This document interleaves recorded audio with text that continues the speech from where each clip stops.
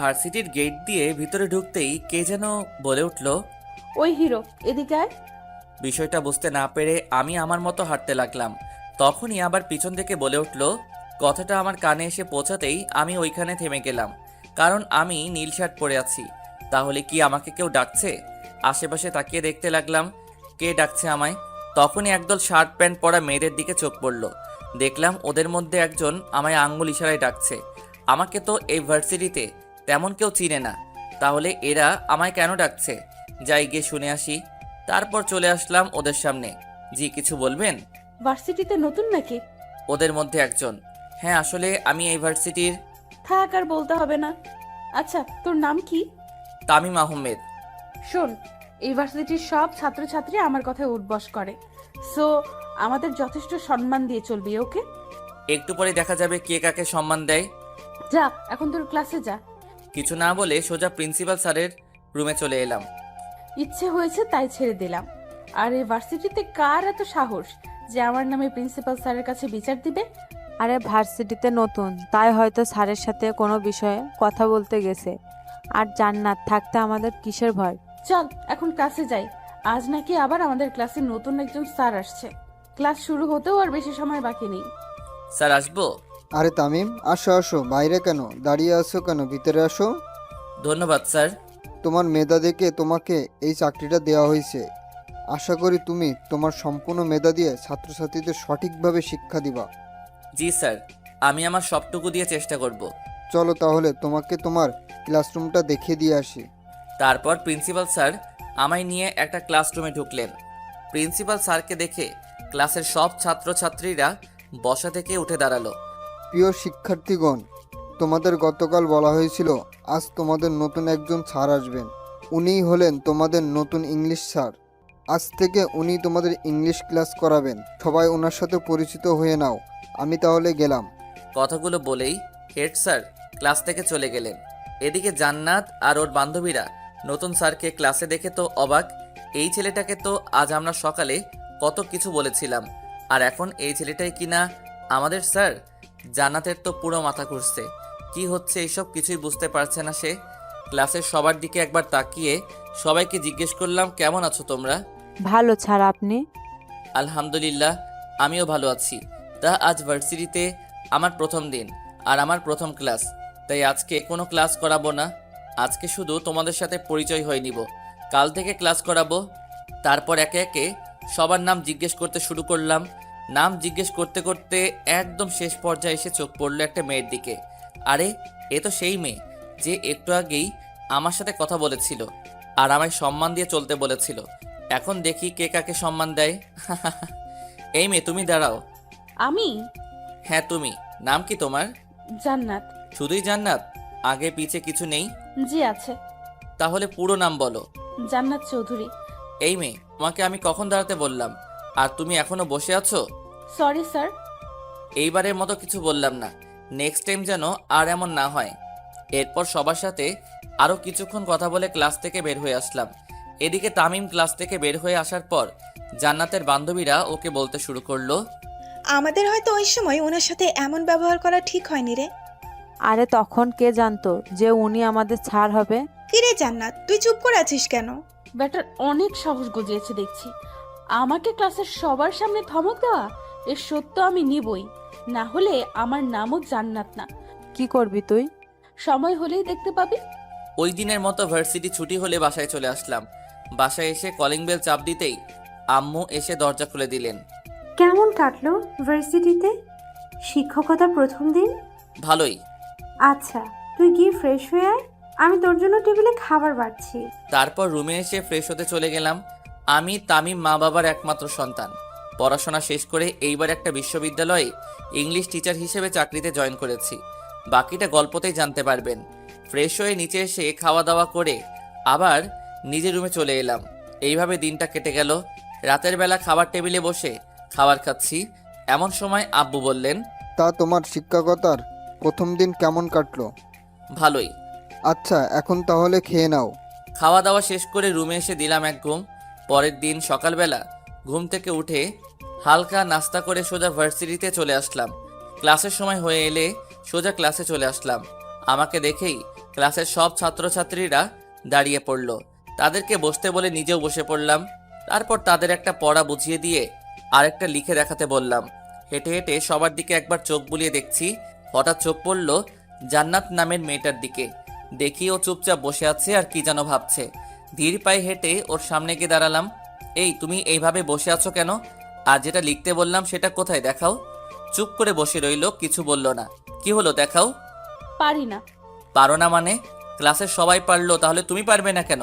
পড়াশোনা তো ঠিক মতো করো না, তাহলে পারবে কিভাবে? কান ধরে দাঁড়িয়ে থাকো। সাথে সাথে ক্লাসের সবাই আমার দিকে তাকালো, সাথে জান্নাতও। মনে হচ্ছে আমি কাউকে গালি দিয়েছি। কি হলো, কথা কানে যায় না? ধমক শুনে এবার আস্তে আস্তে বসা থেকে উঠে কান ধরে মাথা নিচু করে দাঁড়িয়ে রইল।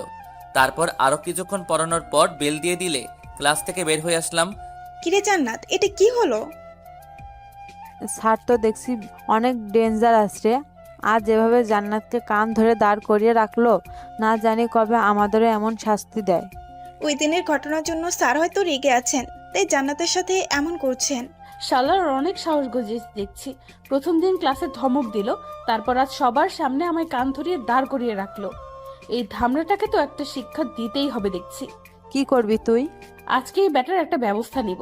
ওই দিনের মতো ভার্সিটি ছুটি হলে জান্নাত ওর বান্ধবীদের বিদায় করে বাসায় চলে আসলো। আর এসেই ওর বাবার রুমে চলে আসলো। কিরে মা, কখন আসলি? এই তো আব্বু, এখন আসলাম। তা কিছু বলবি? কয়েকদিন ধরে ইংলিশ সাবজেক্টে আমার একটু প্রবলেম আছে। আমি তো আগেই বললাম একটা স্যার রেখে দেই তোর জন্য, কিন্তু তুই তো না করে দিলি, বললি এখন লাগবে না। তখন তো আর জানি না যে এমন হবে। তা এখন কি চাস বল? ভার্সিটিতে একজন নতুন ইংলিশ স্যার এসেছেন, খুব ভালো পড়ান। ওনাকে বলো আমায় বাসায় এসে পড়াতে। স্যারের নাম কি? তামিম আহমেদ। আচ্ছা, আমি ওই স্যারের সাথে কথা বলে দেখছি। দেখছি না, এই স্যারের কাছেই আমি পড়বো, না হলে কিন্তু পড়বো না। আচ্ছা, ওই স্যারই তোকে পড়াবে। এখন রুমে গিয়ে ফ্রেশ হয়ে নে যা। তারপর জান্নাত ওর রুমে এসে ফ্রেশ হতে চলে গেল। এবার বেটা বুঝবে মজা। এদিকে জান্নাতের বাবা আমজাদ চৌধুরী ভার্সিটির প্রিন্সিপালের কাছে ফোন করে নতুন স্যারের নাম্বার নিয়ে ওই স্যারকে ফোন দিলেন। জান্নাতের বাবা এই শহরের টপ ধনীদের মধ্যে একজন। ভার্সিটির প্রিন্সিপালের সাথেও ওনার কিছুটা সম্পর্ক আছে, তাই মেয়ের বলা নতুন স্যারের নাম্বার নিতে দেরি হলো না। বাসায় এসে খাওয়া দাওয়া শেষ করে রুমে বসে বসে রেস্ট নিচ্ছি, এমন সময় মোবাইলটা বেজে উঠল। হাতে নিয়ে দেখি একটা আননোন নাম্বার থেকে কল এসেছে। কিছুক্ষণ রিং হওয়ার পর রিসিভ করলাম। আসসালামু আলাইকুম, কে বলছেন? ওয়ালাইকুম আসসালাম। তোমার নাম কি তামিম? জি, আমার নাম তামিম, কিন্তু আপনি কে? আমাকে নিশ্চয়ই চিনবে, আমি আমজাদ চৌধুরী, জান্নাতের বাবা। আমজাদ চৌধুরীর নাম অনেকবার শুনেছি, এই শহরের নামকরা ধনীদের মধ্যে একজন, কিন্তু জান্নাত যে ওনার মেয়ে এটা জানতাম না। জান্নাত কি তাহলে আমার নামে ওর বাবার কাছে নালিশ করেছে, যার কারণে উনি আমায় ফোন দিলেন? করলে করুক, আমি তো ওর সাথে কোনো খারাপ ব্যবহার করিনি। জান্নাতের কাছ থেকে শুনলাম তুমি নাকি ওদের ভার্সিটিতে নতুন জয়েন হয়েছো আর ওদের ইংলিশ ক্লাস নাও। জি, আপনি ঠিকই শুনেছেন, কিন্তু আপনি আমায় ফোন করলেন কিসের জন্য, জানতে পারি? জান্নাতের নাকি ইংলিশ সাবজেক্ট কিছু প্রবলেম আছে, তাই ও তোমার কাছে পড়তে চাই। না করতে পারবা না কিন্তু।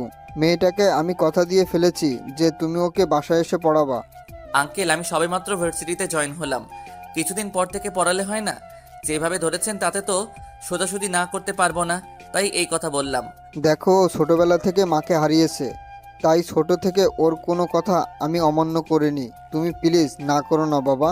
ওকে আঙ্কেল, আমি জান্নাতকে পড়াবো, কিন্তু আপনার বাসার ঠিকানাটা? এখানে এসে একটা বড় বাড়ি দেখতে পাবা, ওইটাই আমার বাসা। তা পড়তে কখন আসবা? সন্ধ্যা 7টার দিকে আসবো আঙ্কেল। ওকে, তাহলে রাখি, তুমি ঠিক সময়ে চলে এসো। বলেই কল কেটে দিলেন। কল কেটে দিয়ে মেয়ের রুমে গিয়ে খবরটা দিয়ে আসলেন আমজাদ সাহেব। খবরটা পেয়ে তো জান্নাত বেজায় খুশি। চাকরিতে জয়েন হলাম 2 দিনও হলো না, আর এই মেয়ে এখনই আমার কাছে পড়তে যাচ্ছে। ডাল মেয়ে জরুর কুচ কালা হ্যায়। ওই দিনের মতো রাতের খাবার খেয়ে ঘুমিয়ে পড়লাম। পরের দিন সকালবেলা উঠে ভার্সিটিতে গেলাম, কিন্তু জান্নাত নামের মেয়েটাকে ক্লাসে দেখতে পেলাম না। হয়তো আজ ভার্সিটিতে আসেনি। ভার্সিটি শেষে বাসায় এসে খাওয়া দাওয়া করে কিছুক্ষণ রেস্ট নিলাম। তারপর আম্মুকে বলে জান্নাতকে পড়ানোর জন্য বাসা থেকে বের হয়ে আসলাম। জান্নাতের বাড়ির সামনে এসে ভিতরে ঢুকতে যাব, এমন সময় গেটের কাছে থাকা দারোয়ানটা আমার পথ আটকে জিজ্ঞেস করলো, কে আপনি আর এখানে কি চাই? জি, আমায় আমজাদ চৌধুরী আসতে বলেছেন। ওনার মেয়েকে পড়ানোর জন্য। আপনি এইখানে একটু দাঁড়ান, আমি এক্ষুনি আসছি। বলেই লোকটা ভিতরে চলে গেল। কিছুক্ষণ পর আবার সামনে এসে বলল, স্যার আপনাকে ভিতরে যেতে বলেছে। তারপর ভিতরে ঢুকে দেখি অনেক সুন্দর একটা বিশাল বাড়ি, চারদিকে বাগান আর অনেক মানুষ দাঁড়িয়ে আছে। মনে হচ্ছে এরা আমজাদ সাহেবের লোক। তারপর বাসার ভিতরে গিয়ে দেখি আমজাদ সাহেব সোফার মধ্যে বসে আছেন। আমাকে দেখেই বললেন, তাহলে তুমি জান্নাতের ইংলিশ টিচার? জি। মেয়েটা আমার একটু জেদি টাইপের, আর কারো কথা শোনে না। তুমি একটু ম্যানেজ করে নিও বাবা। আচ্ছা আঙ্কেল। চলো তোমাকে ও রুমটা দেখিয়ে দিয়ে আসি। তারপর উনি আমায় উপরের একটা রুমে নিয়ে এসে ঢুকলেন। দেখলাম ঘরটা অনেক সুন্দর করে সাজানো, আর বিছানার উপর একটা মেয়ে বসা। আরে এটাই তো জান্নাত। জান্নাত আমাকে দেখতে পেয়েই বিছানা থেকে উঠে বসলো। পরনে শর্ট প্যান্ট আর গায়ে একটা শার্ট। একবার দেখে চোখ নামিয়ে নিলাম। মামুনি, তোমার স্যার এসেছে, রেডি হয়ে পড়তে বসো, আমি গেলাম। বলেই আমজাদ সাহেব রুম থেকে চলে গেলেন। স্যার দাঁড়িয়ে আছেন কেন? বসেন। ওর কথা শুনে আশেপাশে তাকিয়ে দেখলাম একটা টেবিলে অনেকগুলো বই রাখা। ওইটাই গিয়ে একটা চেয়ার টেনে বসে পড়লাম। জান্নাত কিছুক্ষণ কি যেন করলো, সেদিকে আমি ধ্যান দিলাম না। কিছুক্ষণ পর জান্নাত এসে আমার সামনে চেয়ারটায় বসে পড়লো। কোনটা বুঝো না বলো, আমি বুঝিয়ে দিচ্ছি। এই চ্যাপ্টারের কিছুই বুঝি না। ওকে দেখো, আমি বুঝিয়ে দিচ্ছি। কিছুক্ষণ বোঝানোর পর ওর দিকে তাকিয়ে দেখি ও একদিনে আমার দিকে তাকিয়ে আছে। এইভাবে তাকিয়ে আছো কেন? আর এতক্ষণ যা বুঝালাম বুঝতে পেরেছো, নাকি কোথাও কোনো প্রবলেম আছে? হ্যাঁ, না মানে আসলে একটা কথা বলার ছিল। হ্যাঁ বলো, কি বলবা? Sir I love you. What? বেয়াদব মেয়ে কোথাকার! স্যারকে কেউ এসব বলে? আরে স্যার, আপনি যেটা ভাবছেন সেটা নয়। বলছি আই লাভ ইউ এর মানেটা কি? কোন ক্লাসে পড়ো এবার? ছাত্রী পড়াতে আসলেন, অথচ ছাত্রী কোন ক্লাসে পড়ে এটাও জানেন না? এই মেয়ে চুপ, একদম হাসবে না। যা বলছি তার উত্তর দাও। অনার্স প্রথম বর্ষে। অনার্সে পড়াশোনা করো, অথচ এই কথার মানে জানো না? জানি না বলেই তো জিজ্ঞেস করলাম, ফাজলামি করব কেন? এসব বাদ দাও, আর বলো কোথাও কোনো প্রবলেম আছে কিনা। ওইটার মানে বলবেন না? কোনটা? ওই যে একটু আগে বললাম। এখন কিন্তু বেশি হয়ে যাচ্ছে। কি? পড়াতে মন দাও, না হলে তোমার আব্বুর কাছে গিয়ে বিচার দিব কিন্তু। বিচার দিলে এমন হল করব যে জীবনও ভুলতে পারবেন না। কিছু বললে? না, কই কি বললাম? আচ্ছা, এখন পড়াতে মন দাও। তারপর জান্নাতকে আবার ওই চ্যাপ্টারটা বোঝাতে লাগলাম। হঠাৎ মনে হলো আমার পায়ে কে যেন বারবার সুরসুরি দিচ্ছে। জান্নাতের দিকে তাকিয়ে দেখি ও একদিনে বইয়ের দিকে তাকিয়ে আছে। বিষয়টা আর পাত্তা দিলাম না। কিছুক্ষণ পর আবার পায়ে সুরসুরির অনুভব করলাম। তার সাথে টেবিলের নিচে তাকালাম, কিন্তু কিছুই দেখতে পেলাম না। কি হলো স্যার? নিচে কি খুঁজছেন? না মানে মনে হলো পায়ে কি যেন একটা লাগছিল। কই, নিচে তো কিছুই নেই। জানি না কি থেকে কি হবে। আচ্ছা তুমি পড়ো। তারপর জান্নাতকে আরও কিছুক্ষণ পড়ানোর পর ওকে ছুটি দিয়ে বাসায় চলে আসলাম। বাসায় এসে রাতের খাবারটা খেয়ে রুমে এসে ঘুমিয়ে পড়লাম। সকালবেলা ঘুম থেকে উঠে ফ্রেশ হয়ে নাস্তা করে ভার্সিটি যাওয়ার জন্য রেডি হয়ে নিলাম। তারপর বাসা থেকে বের হয়ে একটা রিক্সা নিয়ে সোজা ভার্সিটিতে চলে এলাম। ক্লাসে এসে সবাইকে একটা পড়া বুঝিয়ে দিয়ে আরেকটা লিখে দেখাতে বললাম। সবাই লিখছে আর আমি একে একে সবার খাতার চোখ বুলিয়ে যাচ্ছি। হঠাৎ জান্নাতের খাতার উপর চোখ পড়তেই দেখি ওর খাতায় বড় করে একটা লাভ এঁকে সেটাকে কালার করছে। মেজাজটাই খারাপ হয়ে গেল ওর কাণ্ড দেখে। সাথে সাথে ওকে ধমক দিয়ে দাঁড়াতে বললাম। ও ধমক শুনে দাঁড়িয়ে গেল। এটা কি এঁকেছো? স্যার, আপনি চোখে কম দেখেন নাকি? চুপ বেয়াদব মেয়ে কোথাকার! স্যারের মুখের উপর কথা বলো, এত সাহস! আমি কি তোমায় এইসব আঁকতে বলেছি? না। তাহলে এইসব কেন এঁকেছো? বের হও ক্লাস থেকে। ক্লাস থেকে বের হও, না হলে কান ধরে দাঁড় করিয়ে রাখবো। আমার দিকে একবার কান্না ভেজা চোখে তাকিয়ে দৌড়ে ক্লাস থেকে বের হয়ে গেল। কিছুক্ষণ পর ক্লাস ছুটির বেল বেজে উঠলে সবাইকে কালকের জন্য একটা পড়া দিয়ে ক্লাস থেকে বের হয়ে আসলাম। এইভাবে সারাদিন একের পর এক ক্লাস করাতে করাতে ভার্সিটি ছুটি হয়ে গেল। বাসায় এসে ফ্রেশ হয়ে খাওয়া দাওয়া করে দিলাম এক ঘুম। এদিকে জান্নাত ভার্সিটি শেষে বাসায় এসে নিজের রুমে ঢুকেই দরজা লাগিয়ে দিয়ে তামিমের আচরণের জন্য কান্না করতে লাগলো। আজ পর্যন্ত যেখানে তার বাবাও তাকে ধমক দিয়ে কথা বলেননি, সেখানে ওই স্যারটা কিনা আমায় ক্লাসের সবার সামনে ক্লাস থেকে বের করে দিল। আসুক বেটা আজকে, আজ ওর একটা ব্যবস্থা করেই ছাড়বো। এই জান্নাত যে কি জিনিস, বেটাকে বুঝিয়ে দিব আজ, এটা ভাবতে থাকে। বিকেলবেলা ঘুম ভাঙলে উঠে অজু করে মসজিদে গিয়ে নামাজ পড়ে কিছুক্ষণ বাহিরে হাঁটাহাঁটি করে আবার বাসায় চলে আসলাম। ঘড়িতে তাকিয়ে দেখি 7টা বাজতে আর বেশি সময় বাকি নেই। তাই রেডি হয়ে জান্নাতকে পড়ানোর জন্য বাসা থেকে বের হয়ে এলাম। কিছুক্ষণ হাঁটার পর জান্নাতের বাড়ির সামনে চলে এলাম। গেট খুলে দারোয়ান আমায় ভিতরে ঢুকিয়ে আবার গেট লাগিয়ে দিল। বাসার ভিতরে যাওয়ার জন্য পা বাড়াতে যাব এমন সময় সামনে তাকিয়ে দেখি একটা ছেলে একটা লোককে মাটিতে ফেলে উড়াধুরা মাইর মারছে, আর তাদেরকে ঘেরাও করে আছে কালো কোট পরা কয়েকটা বডিগার্ডের মতো লোক। ভুল বাড়িতে চলে আসলাম নাকি? না, গতকালকের বাড়িতেই তো এসেছি, কিন্তু ওই ছেলেটা ওই লোকটাকে মারছে কেন? হঠাৎ ওই ছেলেটা আমার দিকে ঘুরে তাকালো। ছেলেটাকে দেখেই ভয়ে আমার হাত পা কাঁপতে শুরু করলো। এইখানে কি করছে? এই শহরের নাম করা একজন গুন্ডা। হঠাৎ দেখলাম রাসেল ছেলেটার হাতে থাকা হকি স্টিক নিয়ে আমার দিকে এগিয়ে আসছে। আল্লাহ, আমার দিকে আসছে কেন? মারবে না তো? এই, কে তুই? আর এইখানে কি চাই? না, মানে আসলে আমি যা বলার সোজাসুজি বল, এত তোতলাচ্ছিস কেন? ভাইয়া, উনি আমার স্যার, আমায় পড়াতে এসেছেন। কিছু বলার আগে কে যেন কথাটা বলে উঠল। চারপাশে তাকিয়ে কাউকে দেখতে না পেয়ে উপরের দিকে তাকাতেই দেখলাম জান্নাত ও রুমের বারান্দায় দাঁড়িয়ে আছে। হয়তো জান্নাতই কথাটা বলেছে, কিন্তু জান্নাত উনাকে ভাইয়া বলল কেন? তার মানে কি রাসেল জান্নাতের ভাই? ও সরি, আসলে আমি চিনতে পারিনি, প্লিজ কিছু মনে করবেন না। না না, ঠিক আছে, আমি কিছু মনে করিনি। আচ্ছা, আপনি তাহলে ভিতরে যান। আচ্ছা, কিন্তু আপনি এই লোকটাকে মারছেন কেন? এই লোকটা জান্নাতের কলেজের স্যার। জান্নাত কলেজে থাকতে এই লোকটা একবার জান্নাতকে বকেছিল, সেটার শোধ নিচ্ছি আজকে। সে তো অনেক আগের ঘটনা, তার জন্য ওনাকে আজ শাস্তি দিচ্ছেন? আসলে আমি এই কয় মাস দেশের বাইরে ছিলাম, তাই বেটাকে কিছু করতে পারিনি। গতকাল রাতে দেশে ফিরলাম, আর এসেই একে ধরে নিয়ে আসলাম। কিন্তু উনি তো জান্নাতের স্যার, আর স্যার হয়ে স্টুডেন্টকে বকা দিতেই পারেন, এটা তো স্বাভাবিক। স্যার হোক আর যেই, আমার বোনকে কেউ বকা দিলে বা ওর ওপর কথা বললে ওরও এমন হাল করব যেমন এর করেছি। তাহলে নেক্সটে মনে হয় আমার নামই আগে। কিছু বললেন স্যার? হ্যাঁ, না মানে কই কি বললাম, কিছু না। আচ্ছা, আর আপনি এতক্ষণ ধরে এইখানে দাঁড়িয়ে আছেন কেন? যান ভিতরে যান। আচ্ছা। তারপর ভিতরে ঢুকে দেখি বাসায় কেউ নেই, তাই সোজা জান্নাতের রুমে চলে এলাম। আমাকে আসতে দেখে জান্নাত একটা চেয়ার টেনে আমায় বসতে বলল। আমি কিছু না বলে বসে পড়লাম। জান্নাতও আমার সামনের চেয়ারে এসে বসে পড়ল। আচ্ছা রাসেল যে, উনি তোমার কি হন? ভাইয়া। কেমন ভাইয়া? কেমন আবার, আপন ভাইয়া। আমরা এক ভাই এক বোন, উনি বড় আর আমি ছোট। খাইসা মারে, রাসেল জান্নাতের আপন ভাই হয়? এটা আজ জানলাম। জান্নাতের সম্পর্কেও তেমন কিছু জানি না। কিছু না জেনেই মেয়েটাকে পড়াতে চলে আসলাম। না জানি কপালে কি দুঃখ আছে। ওর ভাই যদি জানতে পারে আমি জান্নাতকে একদিন না 2 দিন না 3 দিন বকেছি, তাহলে আমার কি হবে?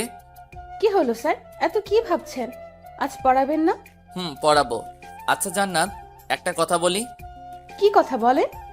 ভার্সিটিতে এত স্যার থাকতে তুমি আমার কাছে কেন পড়তে চাইলা? তোমাকে যে শিক্ষা দেব তাই। কি হলো, চুপ করে আছো কেন, বলো।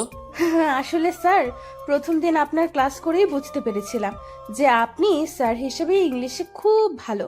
তার জন্যই আব্বুকে বলে আপনাকে আমার হোম টিচার বানিয়ে নিলাম। ও আচ্ছা, এখন পড়ো। কি পড়বো? গতকাল যে চ্যাপ্টারটা বুঝিয়েছিলাম, বুঝেছো? একটু একটু। আচ্ছা, আজকে আবার ওটা বোঝাচ্ছি, খেয়াল করো। কিছুক্ষণ পর বুঝেছো তাহলে? আরেকবার বোঝালে ভালো হয়। ওকে, খেয়াল করো আবার। কিছুক্ষণ বোঝানোর পর, আর কোথাও কোনো প্রবলেম আছে? স্যার, এই চ্যাপ্টারের কিছুই বুঝি না। বুঝবে কিভাবে? হ্যাঁ, পড়াশোনায় তো মন নেই, সারাক্ষণ শুধু ফাইজলামি।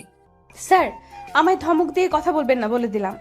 এই, তুমি আমায় হুমকি দিচ্ছ? হ্যাঁ, ছাত্রী হয়ে স্যারের সাথে এইভাবে কথা বলতে লজ্জা করে না? বেয়াদব মেয়ে কোথাকার। ওই শালা চুপ, আর একটাও কথা বলবি না।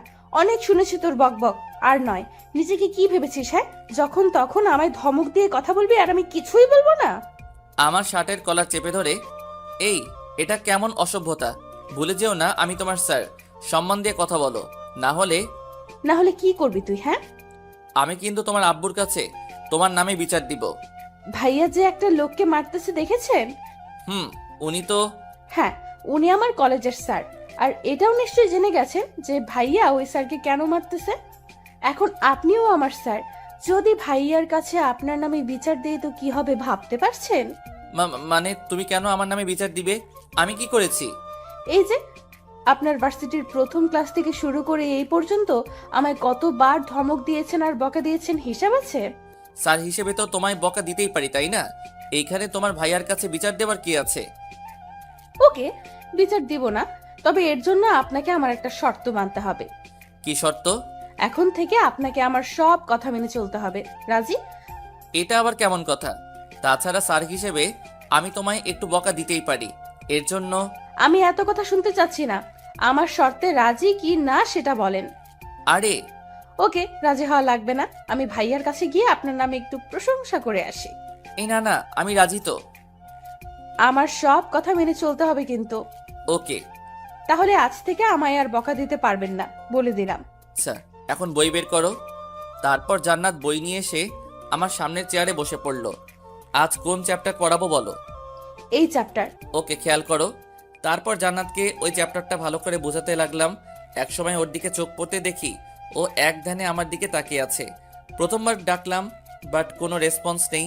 দ্বিতীয়বার টেবিলে থাকা স্কেলটা দিয়ে ওর হাতে একটা বসিয়ে দিলাম। সাথে সাথে সে হকচকিয়ে উঠল। কি হলো স্যার, আপনি আমায় মারলেন কেন? মারবো না তো কি করব? এতক্ষণ ধরে পড়াচ্ছি, অথচ তুমি বইয়ের দিকে না তাকিয়ে আমার দিকে হাবলির মতো তাকিয়ে আছো। এমন করলে পড়া মাথায় ঢুকবে কিভাবে? কি কি বললেন? আমি হাবলি? দাঁড়ান, আমি এক্ষুনি গিয়ে ভাইয়ের কাছে আপনার নামে বিচার দিব। আরে আরে, এইখানে ভাইয়াকে টানছো কেন? স্যার হয়ে তো তোমাকে মারার অধিকার আমার আছেই। একটু আগে আপনি আমায় কি বললেন মনে নেই? কি বললাম? এই যে এখন থেকে আপনি আমার সব কথা শুনবেন, আর এটাও বলেছেন যে আমায় আর কখনো বকা দিবেন না, আর সেখানে আপনি আমায় মেরে বসলেন। দেখো আমি আর কোনো কথা শুনবো না, আমি গেলাম ভাইয়ার কাছে বিচার দিতে। এই না, প্লিজ এমন করো না। আমার ভুল হয়ে গেছে, প্লিজ এইবারের মতো মাফ করে দাও। আর কখনো তোমায় মারবো না, সত্যি। শেষে কিনা স্যার হয়ে ছাত্রীর কাছে মাপ চাইতে হচ্ছে। হায়রে কপাল। মনে থাকবে তো? হ্যাঁ হ্যাঁ, মনে থাকবে। আচ্ছা, এবার পড়ান। তারপর ওকে আবার সে আগের চ্যাপ্টার পড়াতে শুরু করলাম। কিছুক্ষণ পর জান্নাতের দিকে চোখ পড়তেই দেখি সে আবার আমার দিকে এক ধ্যানে তাকিয়ে আছে। বুঝতেছি না এই মেয়ে বারবার আমার দিকে এইভাবে তাকিয়ে থাকে কেন। এখন কিছু বলাও যাবে না, বললে আবার ওর ভাইয়ের কাছে বিচার দিয়ে বসবে। কি পড়ালাম এতক্ষণ, বুঝেছো? এক ধ্যানে আমার দিকে তাকিয়ে আছে। কি হলো, এইভাবে তাকিয়ে আছো কেন? ওর চোখের সামনে হাত নাড়িয়ে হ্যাঁ, না আসলে কিছু বলছেন? বলছি, এতক্ষণ যা পড়ালাম তা বুঝেছো নাকি কোথাও বুঝতে সমস্যা আছে? কিছুই তো বুঝিনি। ভীষণ রাগ হলো, তবুও নিজেকে কন্ট্রোল রেখে ঠান্ডা গলায় বললাম, এতক্ষণ ধরে বোঝালাম অথচ কিছুই বুঝোনি। ধ্যান কোথায় থাকে তোমার? আপনার দিকে। কি? মানে আসলে বলতে চেয়েছি আপনার মুখের দিকেই তাকিয়েছিলাম আর বোঝার চেষ্টা করছিলাম। আমার মুখের দিকে তাকিয়ে থাকলে হবে না, বইয়ের দিকে খেয়াল করতে হবে। হুম দেখো আবার। কিছুক্ষণ পর, এবার বুঝতে পেরেছো? কিছুটা। ওকে, তাহলে বাকিগুলো রাতে পড়তে বসে কয়েকবার দেখবা। যদি না বোঝো তাহলে কাল বুঝিয়ে দিব। আজ তাহলে আমি আসি। তারপর জান্নাতের বাসা থেকে বের হয়ে সোজা বাসায় চলে আসলাম। বাসায় এসে খাওয়া দাওয়া করে রুমে এসে কিছুক্ষণ ফেসবুকিং করে ঘুমিয়ে পড়লাম। পরের দিন সকালবেলা ঘুম থেকে উঠে ফ্রেশ হয়ে হালকা নাস্তা করে ভার্সিটিতে চলে এলাম। ক্লাসে এসে সবাইকে ক্লাস করাচ্ছি, এমন সময় দেখি জান্নাত ওর বন্ধুদের সাথে কি যেন কথা বলছে আর হাসাহাসি করছে। দিলাম এক ধমক মেয়েটাকে, সাথে ওর বন্ধুদেরকেও।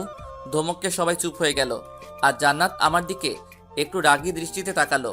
ওর তাকানো দেখে একটু ভয় পেলাম, তবু মনে মনে বললাম, এটা তো আর ওর বাসা না যে ধমক দেওয়া যাবে না, এটা তো ইউনিভার্সিটি। কিছুক্ষণ পর বেল বেজে উঠল। ক্লাস থেকে বের হয়ে আরেক ক্লাসে চলে গেলাম ক্লাস করানোর জন্য। এইভাবে এক এক করে ক্লাস করাতে করাতে ভার্সিটি ছুটি হয়ে গেল। তারপর বাসায় চলে আসলাম, আর এসে ফ্রেশ হয়ে খাওয়া দাওয়া করে নিলাম। খাওয়া দাওয়া করে রুমে এসে কিছুক্ষণ ঘুমিয়ে পড়লাম। সন্ধ্যাবেলা চলে এলাম জান্নাতের বাসায় ওকে পড়াতে। এসে ও রুমে ঢুকে দেখি ও বিছানায় বসে বসে ফোন টিপছে। আমি আসাতে ও ফোনটা রেখে দিয়ে টেবিলে এসে পড়তে বসলো। গতকাল যে চ্যাপ্টারটা দেখতে বলেছিলাম দেখেছিলে? হুম বুঝতে পেরেছো নাকি বুঝো নাই? বুঝি নাই। আচ্ছা, তুমি ইন্টারে কি পেয়েছিলে? A+।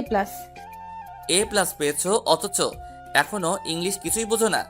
বুঝলে তো ভালোই হতো, আপনাকে আর কষ্ট করে এখানে আসতে হতো না। আচ্ছা বাদ দাও, আজকে অন্য চ্যাপ্টার পড়াবো। বই বের করো।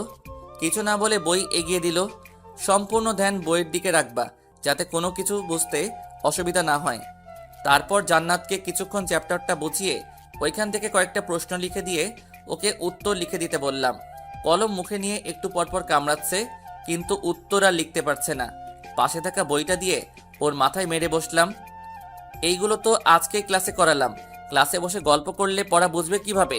সাথে সাথে ওর চেয়ার থেকে উঠে এসে আমার কলার চেপে ধরলো আর বলতে লাগলো, এই শালা, স্যার হয়েছিস বলে যখন তখন আমায় মারবি বকবি আর আমি কিছুই বলবো না, তাই না?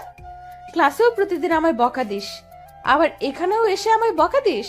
আমায় কি পেয়েছিস তুই, হ্যাঁ? এই এটা কেমন অসভ্যতা? আমি তোমার স্যার।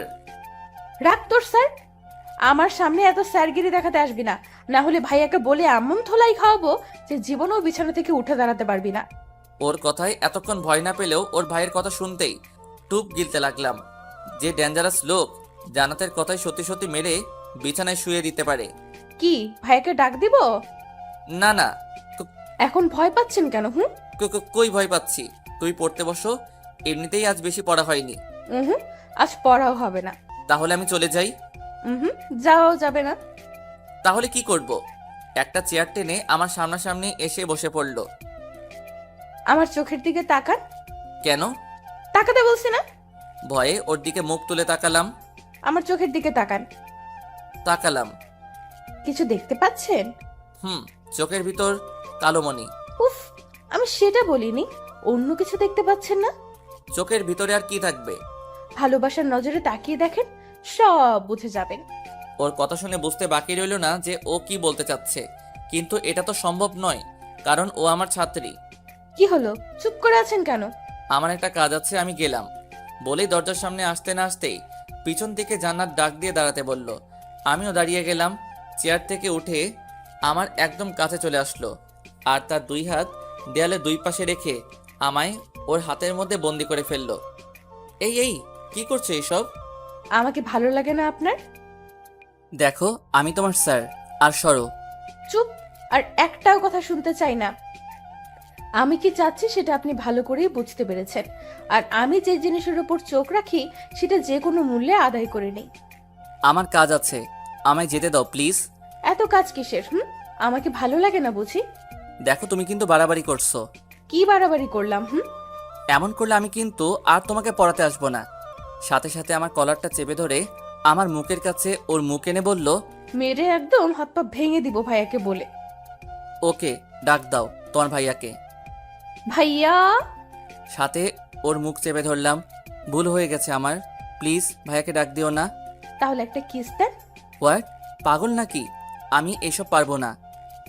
না পারলে আর কি করার, ভাইয়া এখন উপরেই আছে, মায়ের খাওয়ার জন্য রেডি থাকুন। কিছু বলতে যাব এমন সময় কারো জুতার আওয়াজ শুনে বুঝতে পারলাম কেউ নিশ্চয়ই উপরে আসছে। রাসেল ভাই নয় তো? আল্লাহ বাঁচিয়ে রেখো লোকটার কাছ থেকে। এদিকে জান্নাত আমার অবস্থা দেখে শয়তানি হাসি হাসছে। কিছুক্ষণ পর কেউ একজন দরজার কাছে এসে টুকা দিয়ে বলল, জান্নাত, আমায় ডেকেছিস? কোনো সমস্যা? দরজা খোল, আমি ভিতরে আসবো। কণ্ঠটা শুনে বুঝতে বাকি রইল না যে লোকটাকে। এতক্ষণ ধরে যার ভয় পাচ্ছিলাম সে এসেই পড়েছে। কথায় আছে না, যেখানে বাঘের ভয় সেখানে সন্ধ্যা হয়। বোন, দরজা খোল, চুপ করে আছিস কেন? কি ভাইয়ের কাছে আপনার নামে বিচার দিব? আমি কি করলাম যে তুমি আমার নামে বিচার দিবা? ওই যে আমায় সবসময় ধমকান। বললাম তো আর ধমকাবো না। এটা বললে হবে না, যা চেয়েছি সেটা দিতে হবে, না হলে দরজা খুলে ভাইয়াকে সব বলে দিব। কি দিব বলো? পাপ্পি। দেখো জান্নাত, আমি তোমার স্যার, আমাদের মধ্যে। আমি এত কিছু শুনতে চাচ্ছি না। আপনি দিবেন নাকি আমি ভাইয়াকে সব বলে দিব? আরে কেন আমার সাথে এমন করছো? আমি কি ক্ষতি করেছি তোমার? ভালোবাসি যে তাই। এখন বেশি কথা না বলে যেটা চেয়েছি সেটা দিয়ে দেন, না হলে আমি কি করতে পারি বুঝতেই পারছেন। জান্নাত, বোন আমার, কি হয়েছে তোর? কথা বলছিস না কেন? বুঝেছি, এইভাবে কাজ হবে না। ওকে, আমি ভাইয়াকে আপনার কথা বলে দেই। তারপর জান্নাত যেই দরজা খুলতে যাবে তখনই আমি ওর হাতটা ধরে ফেলি আর ওকে কাছে টেনে ওর গালে একটা কিস করে দেই। আমি এটা চাইনি। এর চেয়ে বেশি আমি আর কিছু পারবো না, প্লিজ একটু বোঝার চেষ্টা করো প্লিজ। কি রে, সেই কখন থেকে ডাকছিস, শুনতে পাস না? না মানে আসলে স্যারের সাথে একটা বিষয় নিয়ে কথা বলতেছিলাম, তাই হয়তো শুনি নাই। তাহলে আমায় ডাকলি কেন? কোথায় ডাকলাম? তুমি হয়তো ভুল শুনেছ। আমি তো এতক্ষণ স্যারের সাথে কথা বলতেছিলাম, তাই না স্যার? হ্যাঁ হ্যাঁ। হতেও পারে, কিন্তু স্যার আপনি দরজার সামনে দাঁড়িয়ে আছেন কেন? আপনার তো পড়ার টেবিলে বসে থাকার কথা। হ্যাঁ আসলে পড়া শেষ, তাই চলে যাচ্ছিলাম। এমন সময় জান্নাত আমায় যেতে না দিয়ে কয়েকটা প্রশ্ন করলো পড়ার বিষয়ে, তাই এতক্ষণ এইখানে দাঁড়িয়েছিলাম। ও আচ্ছা, বোনটা আমার ইংলিশ একটু কম বুঝে, কিন্তু আপনি ওকে ভালো করে বুঝাবেন। আচ্ছা, টেবিলে ওই স্কেল দিয়ে কি করেন? এই খাইছে রে, এখন যদি জান্নাত উনাকে সব বলে দেয় তাহলে নিশ্চয়ই আমাকেও আজ ওই দিনে লোকটার মতো ধরে মারা শুরু করবে। আল্লাহ বাঁচাও। ওই স্কেল দিয়ে কি করিস জান্নাত? তেমন কিছু না, পড়ার সময় স্কেলটা স্যার হাতে নিয়ে থাকেন আর কি। হাতে নিয়েই থাকেন নাকি তাকে মারেনও? শোনেন স্যার, বোনটা আমার খুব আদরের। ছোট থেকে আজ পর্যন্ত ওর গায়ে একটু আজ পর্যন্ত লাগতে দেয়নি। যেই আমার বোনের মুখের উপর কেউ কথা বলেছে তাকে মেরে একদম অবস্থা কাহিল করে ফেলতাম। এমনকি অনেক স্যারদের চাকরিও কেড়ে নিয়েছি এর জন্য। এই প্রথম জান্নাত কোনো স্যারের কাজে নিজে থেকে পড়তে চেয়েছে বলেই বাবা ওকে আপনার কাছে পড়াচ্ছেন। তবুও আপনাকে বলে রাখি, ভুলেও আমার বোনের মুখের উপর কোনো কথা বলবেন না। ও যেভাবে বলবে সেভাবেই পড়াবেন। যদি শুনি এর একটু এদিক সেদিক হয় তাহলে আপনার কপালে দুঃখ আছে বলে দিলাম। এটা হুমকি দিচ্ছে নাকি সাবধান করছে? কোনো সমস্যা হলে ভাইয়াকে বলবি, কেমন? আমি তাহলে আসি। বলেই রুম থেকে বেরিয়ে গেলেন। আমিও দরজা খুলে পেয়ে চলে আসতে যাব, এমন সময় জান্নাত আমার হাত ধরে ফেলে। আপনি কোথায় যাচ্ছেন? না মানে পড়ানো তো শেষ, তাই আমি আর থেকে কি করব? আপনাকে আমি যেতে বলেছি? না, তবে পড়ানো যেহেতু শেষ তাই চলে যাচ্ছি। একটু আগে ভাইয়া কি বলে গেল শুনেন নাই?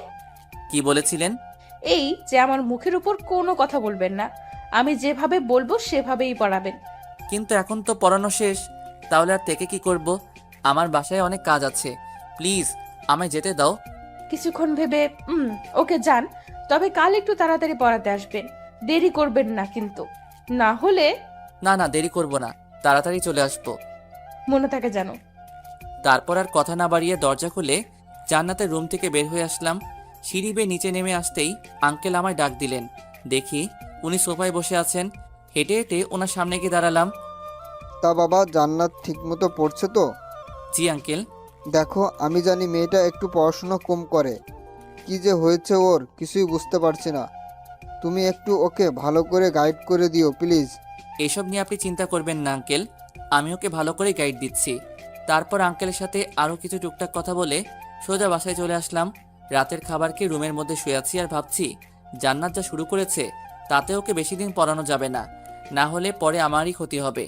যত তাড়াতাড়ি পারি আঙ্কেলকে বলে ওকে পড়ানো ছেড়ে দিব। এইসব ভাবতে ভাবতে কখন যে চোখটা লেগে যায় খেয়ালই নেই। সকালবেলা ঘুম থেকে উঠে ফ্রেশ হয়ে নাস্তা করে ভার্সিটিতে চলে এলাম। ক্লাসের মধ্যে বসে আছি আর সবাইকে ক্লাস করাচ্ছি। এমন সময় জান্নাতের দিকে চোখ পড়তেই সে আমায় চোখ টিপ মেরে বসলো। ওর এমন ব্যবহারে থতমত খেয়ে গেলাম। এটা মেয়ে নাকি অন্য কিছু? ছাত্রী হয়ে স্যারকে ছিছি। ওর দিকে না তাকিয়ে আবার ক্লাস করানোতে মনোযোগ দিলাম। কিছুক্ষণ পর বেল বেজে উঠলে ক্লাস থেকে বের হয়ে আসলাম। তারপর আবার একটা ক্লাসে চলে গেলাম ক্লাস করাতে। দেখতে দেখতে টিফিন পিরিয়ডের সময় হয়ে গেলে ক্লাস থেকে বের হয়ে ক্লাসের বারান্দা দিয়ে হাঁটছি। এমন সময় কে যেন বলে উঠল, তামিম সাহেব একটু দাঁড়ান। পিছনে ফিরে দেখি নীলা ম্যাডাম। বলতে গেলে আমার 1-2 বছরের বড় হবে, কিন্তু উনি নাকি এখনো বিয়েই করেন নাই। দেখতেও মাশাআল্লাহ অনেক সুন্দর, গায়ের রং একেবারে ফর্সা, মুখটাও একদম মায়াবী। যে কেউ দেখলে উনার প্রেমে পড়ে যাবে। আপনাকেও তো তেমন দেখা যায় না। দেখবেন কিভাবে? আপনি কি আর আমাদের দিকে তাকান? সব সময় তো মাথা নিচু করেই হাঁটেন, পাশ দিয়ে গেলেও কথা বলেন না। আসলে আমি মেয়েদের সাথে এত কথা বলতে পারি না। কেন কেন? এটা ঠিক বলতে পারবো না, তবে আমার কেমন যেন লাগে আর কি। ও আচ্ছা, বুঝেছি। আমাদের স্যারের মেয়েদের সাথে কথা বলতে লজ্জা করে, তাই তো? হ্যাঁ আসলে থাক, আর কিছু বলতে হবে না। টিফিন টাইম তো হয়ে গেছে, চলেন না আজ দুইজন মিলে একসাথে নাস্তা করি। কিন্তু আমি কিন্তু এই প্রথম আপনার কাছে কিছু চেয়েছি, না করলে কিন্তু আমি মাইন্ড করব। ওকে বলেন কোথায় যাবেন?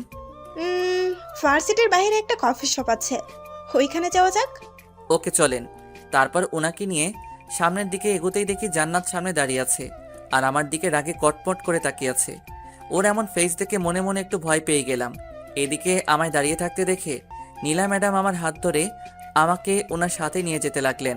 তারপর নীলা ম্যাডাম আমায় একটা কফি শপে নিয়ে এসে দুজনের জন্য 2 কাপ কফি অর্ডার দিলেন। দুজন গল্প করতে করতে কফি খাওয়া শেষ করলাম। গল্প করার সময় নীলা ম্যাডাম বারবার আমার হাত ধরতেছিলেন।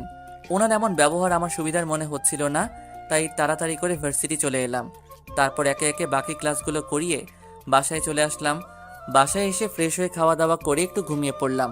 সন্ধ্যাবেলা ঘুম থেকে উঠে হাত মুখ ধুয়ে জান্নাতকে পড়ানোর জন্য ওর বাসায় চলে আসলাম। রুমে ঢুকে দেখি ভিতরে কেউ নেই, তাই সোজা গিয়ে একটা চেয়ার টেনে টেবিলের পাশে বসে পড়লাম। কিছুক্ষণ পর হঠাৎ দরজা আটকানোর আওয়াজে পেয়ে সামনে তাকালাম। দেখি জান্নাত দরজা লাগিয়ে আমার দিকে আসছে। আমার শার্টের কলার চেপে ধরে বলল, ওই নীলা ম্যাডামের সাথে আপনার কিসের এত কথা? মানে?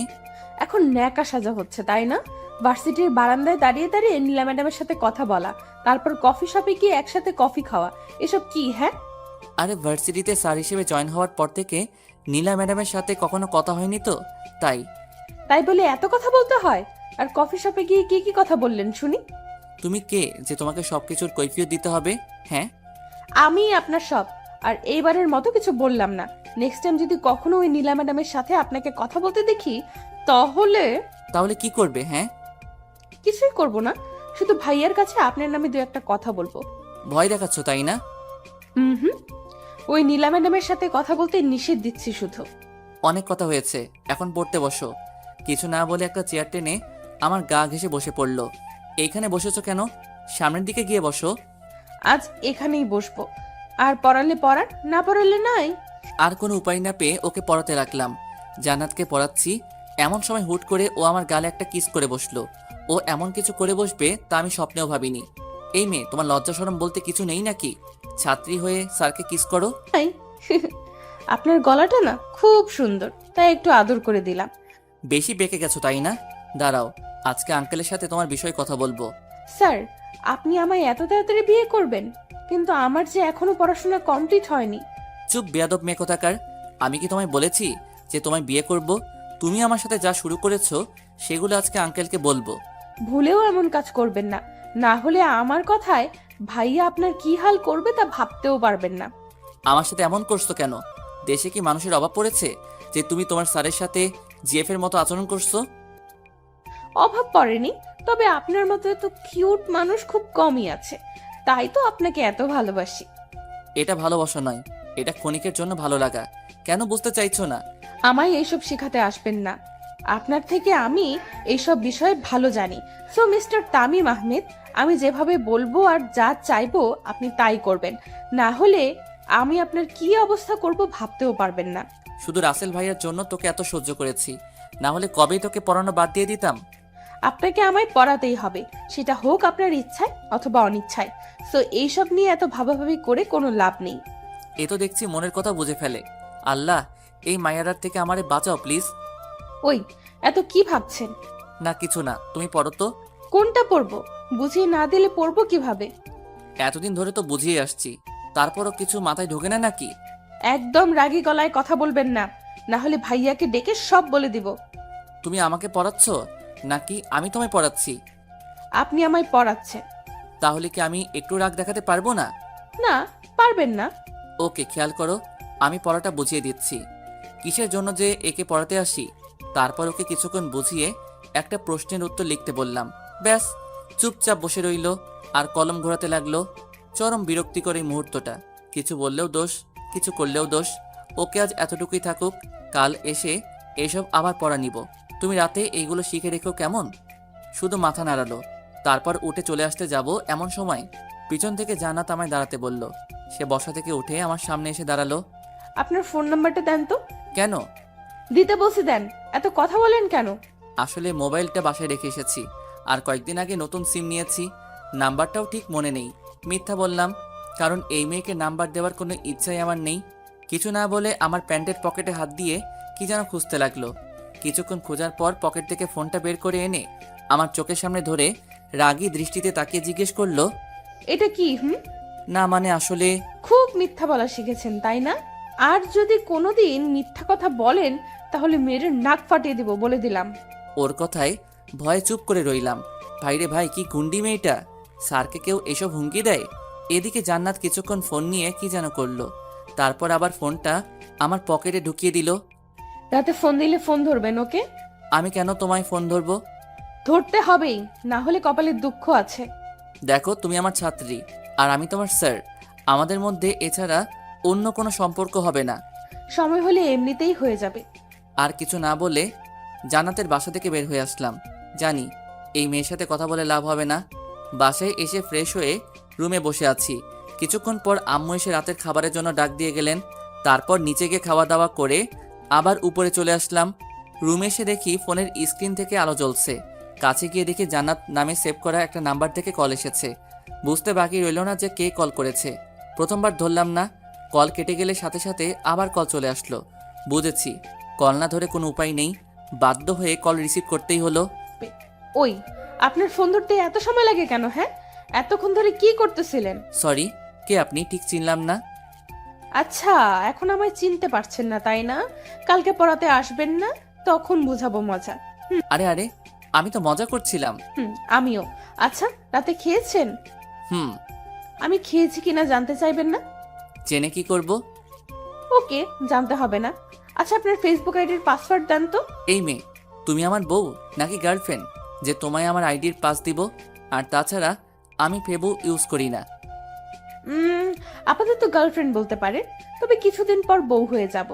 আর কথায় কথায় মিথ্যা বলা বাদ দেন, কারণ আপনার ফোন হাতে নিয়ে প্রথমেই আপনার আইডিতে ঢুকে আমার আইডিতে ফ্রেন্ড রিকোয়েস্ট পাঠিয়ে দিয়েছিলাম। এই তো দেখছি অনেক চালাক। চুপ বিয়াদব মেয়ে কোথাকার। লজ্জা করে না স্যারকে এসব বলতে? হুম, স্যারকে বলতে তো লজ্জা করবেই, কিন্তু আপনি আমার স্যার না, আপনি তো আমার থাক, বললাম না। এখন লক্ষ্মী ছেলের মতো আপনার আইডির পাসওয়ার্ড দিয়ে দেন, না হলে পরে কিন্তু পস্তাতে হবে। দিব না, তুমি ফোন রাখো, না হলে আমি রেখে দিব। ভুলেও এই কাজ করবেন না, কারণ ভাইয়ার কাছে আপনার কথা বললে ভাইয়া এক্ষুনি আপনাকে আপনার বাসা থেকে তুলে আনতে পারবে। ওকে, বলো তোমার ভাইয়াকে যা বলার। আমি কাউকে ভয় পাই না। ওকে, একটু ওয়েট করেন। বলেই জান্নাত ওর ভাইয়াকে ডাকতে লাগলো। এই মেয়ে তো দেখছি সত্যি সত্যি ডাক দিচ্ছে। দিক, আমার কি, আমি এত ভয় পাই না ওনাকে। এদিকে ফোনের মধ্যে রাসেল ভাই আর জান্নাতের কথা শুনতে পাচ্ছি। কি হইছে বোন, আমায় ডেকেছিস? একটা ছেলে আমার সাথে বেয়াদবি করেছে, তাকে ওর বাসা থেকে তুলে আনতে হবে এক্ষুনি, পারবা? কি? কার এত সাহস যে আমার বোনের সাথে বেয়াদবি করছে? নাম বল শুধু ছেলেটার, এখনই ওই ছেলেকে তুলে আনবো। তুমি একটু বাইরে যাও, আমি ওর ডিটেলস এনে তোমাকে বলছি। ওদের এমন কথা শুনে তো আমার ভয়ে হার্টবিট বেড়ে যেতে লাগলো। জান্নাত যদি আমার নাম বলে তাহলে তো সত্যি সত্যি রাসেল ভাই আমায়... না না, এসব আমি কি ভাবছি। এখন পাসওয়ার্ড দিবেন নাকি মাইর খাবেন, বলেন? পাসের জন্য তুমি তোমার স্যারের এমন করবা? ভাইয়া বাহিরে দাঁড়িয়ে আছে, তাড়াতাড়ি পাস দেন, নইলে ভাইয়াকে ডেকে আপনার নাম। আমার নাম্বারের শেষ 7 অক্ষরই আমার আইডির পাস। বাধ্য হয়ে দিতেই হলো, না হলে কপালে দুঃখ আছে, বুঝতেই পারছি। কত ভালো আমার বাবু তো। পাস তো দিলাম, ফোন রাখো, এখন আমি ঘুমাবো। ওকে, গুড নাইট, কাল ভার্সিটিতে দেখা হবে। কিছু না বলে ফোনটা কেটে দিলাম। তারপর মোবাইলটা একপাশে রেখে ঘুমিয়ে পড়লাম। পরের দিন সকালবেলা অনেক তাড়াতাড়ি ঘুমটা ভেঙে গেল। সময় কাটছে না দেখে মোবাইলটা হাতে নিয়ে একটু ফেবুতে লগ ইন করলাম। ফেবুতে ঢুকতেই আমার চোখ কপালে ওঠার পালা। এ আমি কি দেখছি? এটা কিভাবে হলো? আমার এত স্বাদের আইডি। কারণ জান্নাত হয়তো গতকাল রাতে আইডির পাস নিয়ে আইডিটা ডিঅ্যাক্টিভেট করে রেখেছে, যার ফলে আজ আইডিতে ঢুকতে পারছি না। তারপর আবার আইডিটা অ্যাক্টিভেট করে আইডিতে ঢুকে দেখি অনেক মেয়েদের ব্লক করে রাখা হয়েছে, যারা আমায় অযথাই মেসেজ দিত। আমি অবশ্য ওদের কারোর সাথেই কথা বলতাম না। কিছুক্ষণ পর ভার্সিটি যাওয়ার সময় হয়ে এলে রেডি হয়ে নিলাম। তারপর বাসা থেকে বের হয়ে সোজা ভার্সিটিতে চলে এলাম। ক্লাসে বসে আছি আর সবাইকে পড়াচ্ছি। এমন সময় জান্নাতের দিকে তাকাতেই দেখি মেয়েটা আমার দিকে তাকিয়ে মিটমিট করে হাসছে। ওর হাসি দেখে আমার গা জ্বলছে। তারপর ক্লাসটা করিয়ে চলে আসলাম অন্য ক্লাসে। এইভাবে একের পর এক ক্লাস শেষ করে আরেক ক্লাসে গিয়ে ক্লাস করাতে লাগলাম। ভার্সিটি ছুটি হয়ে গেলে সকল ছাত্রছাত্রীরা একে একে বাসায় চলে যেতে লাগলো। আমি একটা রিক্সা নিয়ে সোজা বাসায় চলে আসলাম। বাসায় এসে হাত মুখ ধুয়ে খাওয়া দাওয়া করে রুমে এসে কিছুক্ষণ রেস্ট নিতে লাগলাম। দেখতে দেখতে সন্ধ্যা হয়ে আসলো। জান্নাতকে পড়ানোর সময় হয়ে গেছে। রেডি হয়ে জান্নাতের বাসায় চলে আসলাম। জান্নাতের রুমে এসে দেখি ও রুমে নেই। আবার ওয়াশরুমের ভিতরে কে যেন নড়াচড়া করছে, হয়তো জান্নাতই হবে। একটা চেয়ার টেনে বসে পড়লাম আর জান্নাতের জন্য ওয়েট করতে লাগলাম। কিছুক্ষণ পর জান্নাত ওয়াশরুম থেকে বেরিয়ে এসে আমার সামনে দাঁড়ালো। গায়ে একটা শর্ট প্যান্ট আর পরনে একটা শার্ট। আরে আপনি কখন আসলেন? এই তো একটু আগে। ও সরি, আসলে গোসল করতেছিলাম তাই একটু লেট হয়ে গেল। না ঠিক আছে। আপনি ওই দিকে তাকিয়ে কথা বলছেন কেন? আমার দিকে তাকান। অনেক লেট হয়ে গেছে, পড়তে বসো এখন। কিছুক্ষণ কি যেন করলো, তারপর আবার আমার পাশে এসে একটা চেয়ার টেনে বসে পড়লো। আচ্ছা জান্নাত, একটা কথা বলি। বলেন। এইসব ছোট ছোট প্যান্ট আর ছেলেদের মতো গায়ে সবসময় শার্ট না পরলে হয় না? আসলে এসব ছাড়া আমার অন্য কোনো কাপড় নেই। ইসলামে নারীদের জন্য পর্দা ফরজ করা হয়েছে।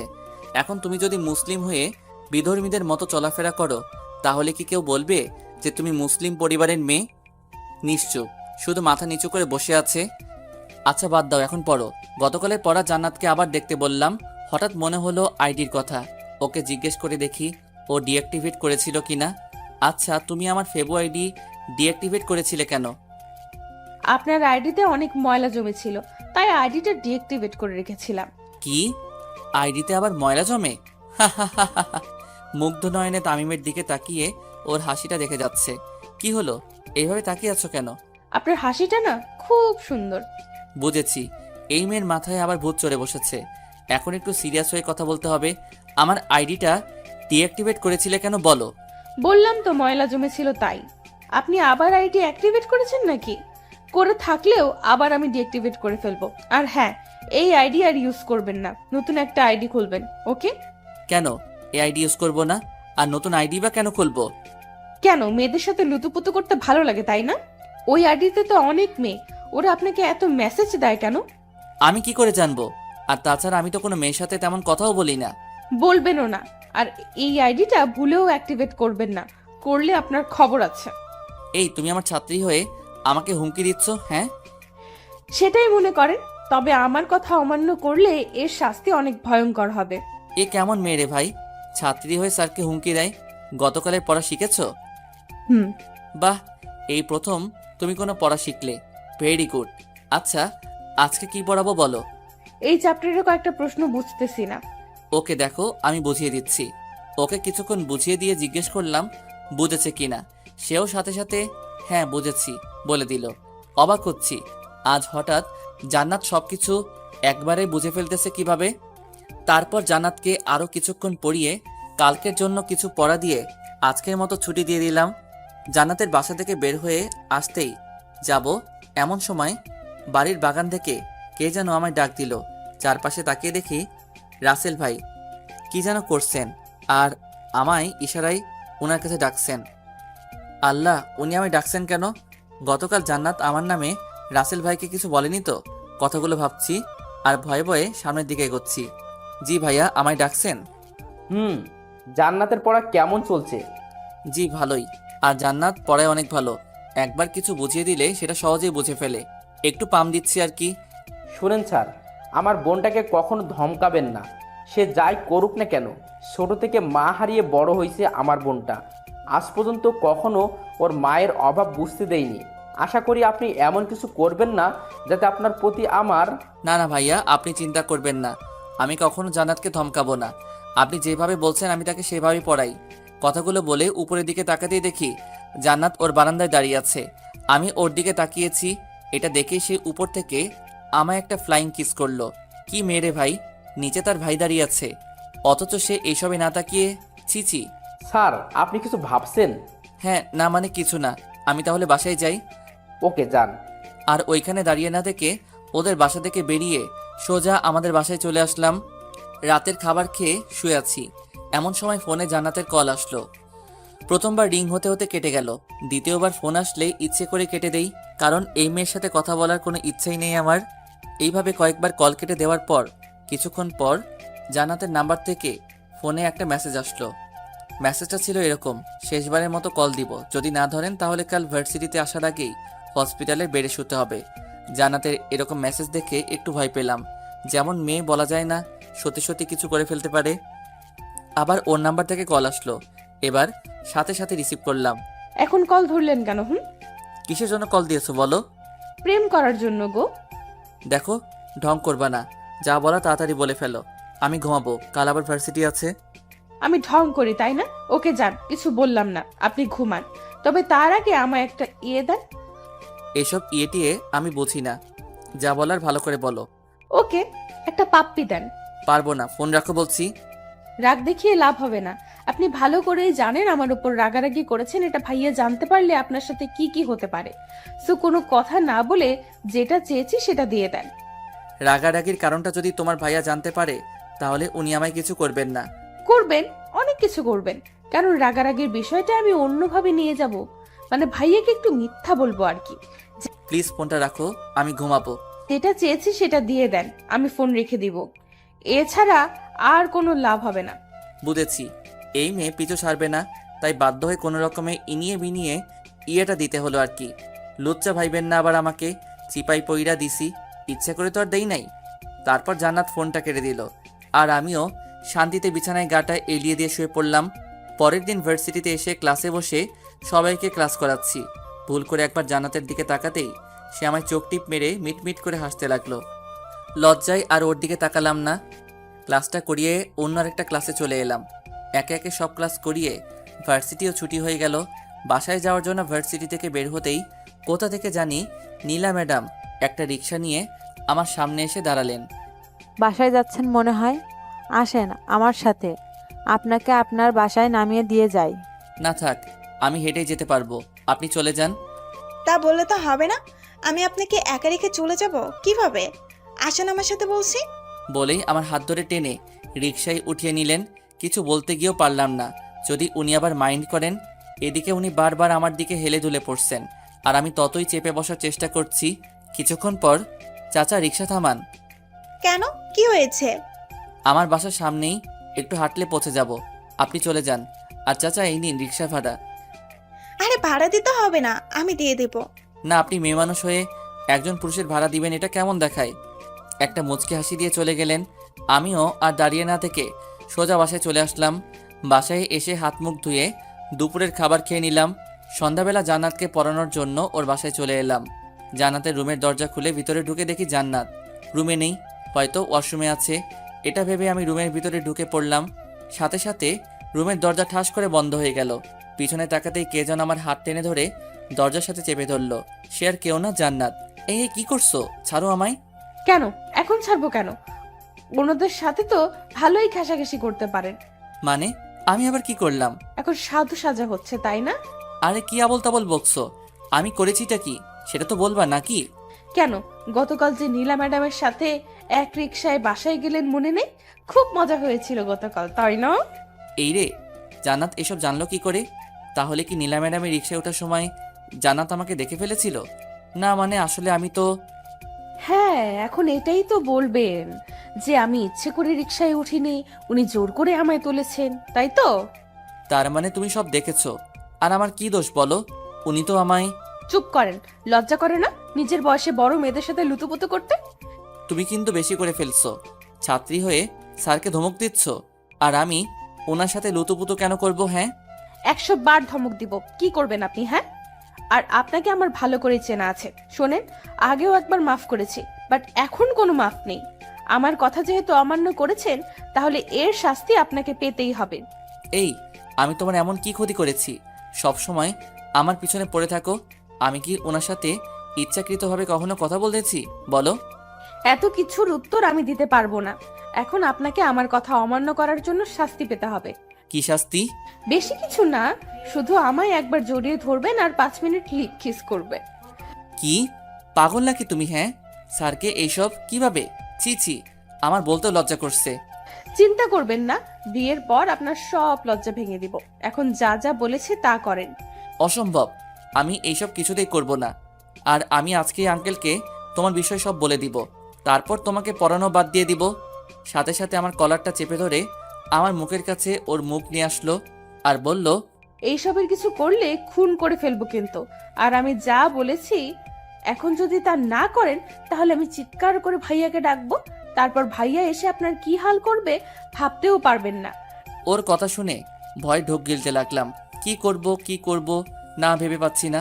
আমাকে ছেড়ে দাও প্লিজ, আমি তো তোমার কোনো ক্ষতি করিনি, তাহলে কেন আমার সাথে এমন করছো?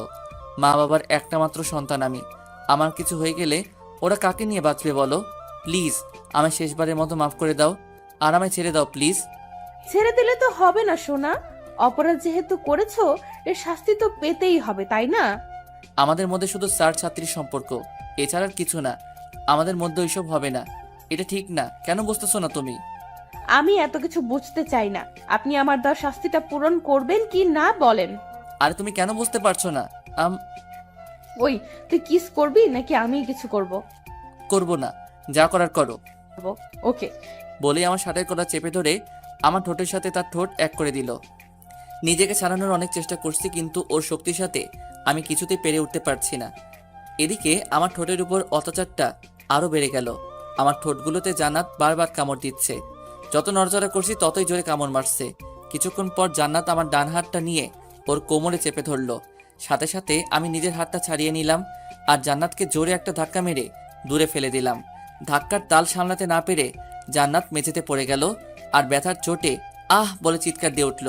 কিছুক্ষণ পরেই কারো জুতার আওয়াজ শুনে বুঝতে পারলাম কেউ একজন উপরে আসছে। এর কয়েক সেকেন্ড পর কে যেন রুমের বাহির থেকে দরজায় টুকা দিল আর বলল, কি হয়েছে, তোর চিৎকার দিলি কেন? কণ্ঠটা শুনে বুঝতে পারলাম এটা রাসেল ভাই ছাড়া আর কেউ না। এখন জান্নাত যদি ওনাকে বলে দেয় যে আমি ওকে ধাক্কা মেরে ফেলেছি, বলুক, তাহলে আমিও বলবো। না, এসব বললে তো উল্টা উনি আমাকে সন্দেহ করবেন। চেহারায় ভয়ের ছাপ নিয়ে জান্নাতের দিকে তাকাতেই দেখি সে এখনো মেঝেতে পড়ে আছে। উঠার চেষ্টা করছে কিন্তু উঠতে পারছে না। হয়তো জোরে ধাক্কা দেওয়ায় ব্যথা পেয়েছে অনেক। কি হলো বোন, দরজা খুলছিস না কেন? এই তুমি ঠিক আছো তো? আসলে সরি, আমি এত জোরে ধাক্কা মারতে চাইনি। প্লিজ উঠে পড়ো এখন আর দরজা খুলে দাও, রাসেল ভাই ডাকছে। কিভাবে উঠবো? আমার কোমর তো ভেঙেই দিলেন ধাক্কা মেরে। এখন কিছুতেই দাঁড়াতে পারছি না, কোমরে প্রচুর ব্যথা করছে। তখন তুমি ওইসব না করলে তো আর আমি ধাক্কা মারতাম না। এখন একটু কষ্ট করে উঠে পড়ো প্লিজ। আমি পারবো না, কোমরে ভীষণ ব্যথা করছে। আর আপনি কেমন মানুষ, হ্যাঁ, টেনে তুলতে পারেন না আমায়? ওর কথা কি করব ভেবে পাচ্ছি না। এদিকে বাহির থেকে রাসেল ভাই জান্নাতকে ডেকেই যাচ্ছে আর এই মেয়ে কিছুতেই উঠতে পারছে না। আর উপায় না পেয়ে জান্নাতের হাত টেনে ধরে ওকে উঠাতে লাগলাম। এই এই কি করছো, ছাড়ো বলছি। ছাড়ার জন্য তো ধরিনি বাবু। দেখো বাহিরে তোমার ভাইয়া দাঁড়িয়ে আছে, দরজা খুলে দাও, না হলে উনি কি না কি ভাববে বলো। ভাবু, আমার কিছু যায় আসে না। বোন দরজা খোল, না হলে কিন্তু আমি দরজা ভেঙে ফেলবো। ভাইয়া, আমার কিচ্ছু হয়নি, আমি ঠিক আছি। আমাকে জড়িয়ে ধরা অবস্থাতেই বলল, তাহলে একটু আগে চিৎকার করলি কেন? আসলে টেবিলের নিচে একটা তেলাপোকা দেখে ভয় পেয়ে গেছিলাম, তাই ভয়ে চিৎকার দিয়েছিলাম। কিন্তু স্যার তেলাপোকাটাকে মেরে ফেলেছে। তোমার আর টেনশন করতে হবে না, তুমি যাও। আচ্ছা যা, ঠিক আছে, তুই এখন পড়, আমি তাহলে গেলাম। জান্নাত ছাড়ো প্লিজ, আমার শ্বশুরই লাগছে। কেন, নীলা ম্যাডামের সাথে ঘেঁষাঘেঁষি করার সময় সুড়সুড়ি লাগে না? আমি ধরলেই সুড়সুড়ি লাগে? আমি ধরলেই খারাপ লাগে? আর উনি ধরলে ভালো লাগে, তাই না? দেখো আমি উনার সাথে। চুপ করে দাঁড়িয়ে থাকুন আর আমায় জড়িয়ে ধরুন। এমনিতেই ঠিকমতো কিস করতে দেননি, এখন বেশি কথা বললে এমন জায়গায় মরবো যে জীবনেও বাবা ডাক শুনতে পারবেন না। ওর কথায় ভয় পেয়ে আর কোনো কথা বললাম না। সত্যি মেরে দিতে পারে যেভাবে রেগে। ওর কথায় ভয় পেয়ে আর কোনো কথা বললাম না। সত্যি মেরে দিতে পারে যেভাবে রেগে আছে। কিছুক্ষণ পর আমরা কবে বিয়ে করব? মাথা উপরে তুলে আমার দিকে তাকিয়ে ওর কথা শুনে একটু কাশতে লাগলাম। মেয়ে বলে কি মাথা পুড়ে গেছে মনে হয়। কি হলো, চুপ করে আছো কেন, বলো। আমায় ছাড়ো, আমার একটু কাজ আছে, যেতে হবে। হুম, আর একটু থাকি না। আজকের পড়াগুলো রাতে আরেকবার দেখবা, কাল এসে ওইগুলো পড়া নিব। আজ তাহলে আমি আসি। জান্নাতকে ছাড়িয়ে কথাগুলো বলে চলে আসতে যাব, এমন সময় পিছন থেকে জান্নাত আমায় দাঁড়াতে বলল। আবার কি? কাল ভার্সিটি শেষে আমার জন্য একটু ওয়েট করিয়েন, আপনাকে নিয়ে একটা জায়গায় যাব। পারবো না, আর এমনিতেও কাল আমার একটা জরুরি কাজ আছে, সেটা শেষ করতে হবে। না গেলে আমি ভাইয়াকে বলে আপনাকে আমার সাথে নিয়ে যাব, সমস্যা নেই। কিছু না বলে দরজা খুলে ওর রুম থেকে বেরিয়ে আসলাম। নিচে এসে দেখি রাসেল ভাই বাগানে বসে আছেন। আমাকে দেখি কিছুক্ষণ আমার দিকে তাকিয়ে দেখে আমায় ডাক দিলেন। ভয়ে হার্টবিট বাড়তে শুরু করলো। উনি আমায় ডাকছেন কেন? ধীরে ধীরে ওনার সামনে গিয়ে দাঁড়ালাম। জি ভাইয়া বলেন। আপনার ঠোঁটে রক্ত কেন স্যার? কোথায় রক্ত? বলে ঠোঁটে হাত দিয়ে দেখি আঙ্গুলে একটু রক্ত লেগে গেছে। ও তার মানে জান্নাত তখন কামড়িয়ে রক্ত বের করে ফেলেছে। ও, এটা আসলে নিচে নামার সময় দেয়ালের সাথে ঠোঁট লেগে হয়তো কেটে গেছে। কিন্তু দেখে তো মনে হচ্ছে কেউ কামড় মেরেছে। এই রে, এখন কি বলবো ভাবতেছি। এমন সময় উপরের দিকে তাকাতেই দেখি জান্নাত ও রুমের বারান্দায় দাঁড়িয়ে আমার দিকে দুষ্টু হাসি হাসছে। ওর হাসি দেখে গা জ্বলা শুরু করেছে। ওর জন্যই এখন রাসেল ভাইয়ের কাছে আমায় ধরা পড়তে হয়েছে। কি হলো স্যার, কিছু ভাবছেন নাকি? না কিছু না, তাড়াহুড়ো করে সিঁড়ি বেয়ে নামতে গিয়ে দেয়ালের সাথে ঠোঁট লেগে যায় আর হালকা দাঁতও লেগে গেছিল, তাই হয়তো এমন হয়েছে। ও আচ্ছা। জি আচ্ছা, তাহলে আমি আজ আসি। তারপর ওদের বাসা থেকে বের হয়ে সোজা বাসায় চলে আসলাম। বাসায় ঢোকার সময় হাত দিয়ে মুখটা ঢেকে রুমে চলে এলাম, না হলে ঠোঁটের বিষয়টা আম্মুর চোখে পড়লে বাধা যাবে না। রুমে এসে আয়নার দিকে তাকিয়ে ঠোঁটগুলো দেখে খুব রাগ হতে লাগলো জান্নাতের উপর। কামড়িয়ে একদম ঠোঁটের অবস্থা কাহিল করে ফেলছে। রাতের বেলা খাবারের আগে ঠোঁটগুলো ড্রেসিং করে খাবার খেতে গেলাম। চুপচাপ খেয়ে দিয়ে আবার রুমে চলে এলাম। রুমে এসে ফেবো আইডিটা অ্যাক্টিভেট করে কিছুক্ষণ নিউজ ফিড ঘোরাঘুরি করে মোবাইলটা রেখে ঘুমিয়ে পড়লাম। পরের দিন সকালবেলা ঘুম থেকে উঠে ফ্রেশ হয়ে হালকা নাস্তা করে ভার্সিটিতে চলে এলাম। ক্লাসে জান্নাত আজ তেমন দুষ্টুমি করেনি, এতে ক্লাস করাতে ভালোই লাগলো। এইভাবে একে একে প্রত্যেকটা ক্লাস করিয়ে শেষ হলে ভার্সিটি ছুটি হয়ে গেল। ভার্সিটি গেট দিয়ে বের হতে যাব, এমন সময় পিছন থেকে যেন বলল, স্যার একটু দাঁড়ান। পিছনে ফিরে দেখি সে আর কেউ না, জান্নাত। কখন থেকে ডাকছি, শুনতে পান না? কেন ডাকছো? বলেছিলাম না আপনাকে নিয়ে এক জায়গায় যাব, চলেন যাওয়া যাক। আমিও গতকাল বলে দিয়েছিলাম যে আমি পারবো না, আমার একটা জরুরি কাজ আছে। ওকে দাঁড়ান, ভাইয়াকে ফোন করে আসতে বলি, উনি এসে আপনাকে যাওয়ার জন্য রাজি করাবে। প্লিজ একটু বোঝার চেষ্টা করো, আমি আপনি আমার সাথে যাবেন নাকি আমি ভাইয়াকে ফোন করে আসতে বলবো? ওকে চলো, তবে আমি বেশিক্ষণ তোমার সাথে থাকতে পারবো না। দেখা যাবে। বলে একটা রিক্সা ডেকে নিজে উঠে আমাকে উঠতে বলল। আমি তোমার সাথে এক রিক্সায় যেতে পারবো না। উঠবেন নাকি ভাইয়াকে? আরে উঠছি তো, খালি ভাইয়া ভাইয়া করো কেন? এই শপিং মলে চলেন তো। শপিং মলে কেন? একটু পরেই বুঝতে পারবেন, এখন চুপ করে বসে থাকেন। ওর কথা মতো চুপ করে বসে রইলাম। কিছুক্ষণ পর রিক্সা এসে থামলো একটা শপিং মলের সামনে। এরপর জান্নাত রিক্সা থেকে নেমে রিক্সা ভাড়াটা দিয়ে দিল। আমিও সাথে সাথে রিক্সা থেকে নেমে পড়লাম। তারপর জান্নাত আমাকে ধরে শপিং মলের ভিতরে নিয়ে আসলো। হাঁটতে হাঁটতে একসময় জান্নাত আমায় নিয়ে একটা শাড়ির দোকানে গিয়ে ঢুকলো আর দোকানদারকে কয়েকটা শাড়ি দেখাতে বলল। কিছুক্ষণ পর দোকানদার আমাদের সামনে কয়েকটা শাড়ি এনে রাখলেন আর একে একে সব কটা শাড়ি প্যাকেট থেকে খুলে দেখাতে লাগলেন। দেখেন তো কোন শাড়িটা নিব। তোমার যেটা ভালো লাগে সেটা নাও। আমায় জিজ্ঞেস করছো কেন? উফ, আপনিও না, আপনার পছন্দ করা শাড়ি ছাড়া আমি কি কোনোদিনও অন্য কোনো শাড়ি পরেছি? তো আমি তো অবাক। মেয়ে বলে কি আমার পছন্দ করা শাড়ি না ছাড়া নাকি সে কোনোদিন শাড়ি পরেনি, কিন্তু এই মেয়েকে তো এইসব ছোট ছোট ড্রেস না ছাড়া আমি কোনোদিন দেখেছি বলে মনে হয় না।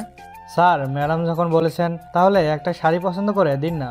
তাছাড়া আপনারই তো ওয়াইফ, বাইরের কেউ নাকি যে পছন্দ করে দেওয়া যাবে না? দোকানদার আমাকে উদ্দেশ্য করে বলল কথাগুলো। লোকটার কথা শুনে কি বলবো কিছুই বুঝতে পারছি না। জান্নাতের দিকে তাকিয়ে দেখি ও আমার দিকে তাকিয়ে মুচকি মুচকি হাসি হাসছে। এই মেয়ে তো দেখি আচ্ছা বদমাইশ। লোকটা আমাকে ওর স্বামী বানিয়ে ফেললো আর সে কিছুই বলছে না, উল্টে হাসছে।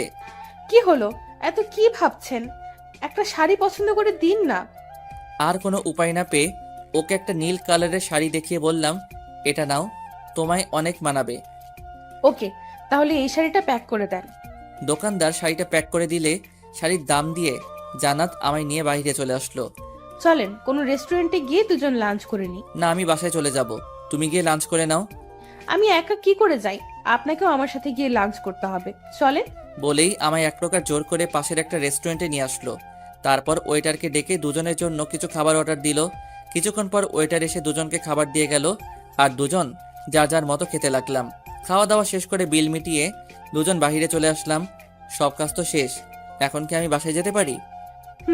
যেতে পারেন, তবে আজ একটু তাড়াতাড়ি পড়াতে আসবেন, ওকে? ওর কথার কোনো উত্তর না দিয়ে একটা রিক্সা নিয়ে সোজা বাসায় চলে আসলাম। বাসায় আসতে আম্মু এসে জিজ্ঞেস করলেন, আজ আসতে তো দেরি হলো কেন? আসলে একটু কাজ ছিল। আচ্ছা, তুই ফ্রেশ হয়ে আয়, আমি টেবিলে তোর জন্য খাবার দিচ্ছি। আম্মু, আমি বাহির থেকে খেয়ে এসেছি। আচ্ছা, তাহলে রুমে গিয়ে রেস্ট নে। আচ্ছা বলে সোজা রুমে চলে এলাম। রুমে এসে ফ্রেশ হয়ে বিছানায় শুয়ে শুয়ে কিছুক্ষণ ফেসবুকিং করতে লাগলাম। এইভাবে বিকালটা কেটে গেল।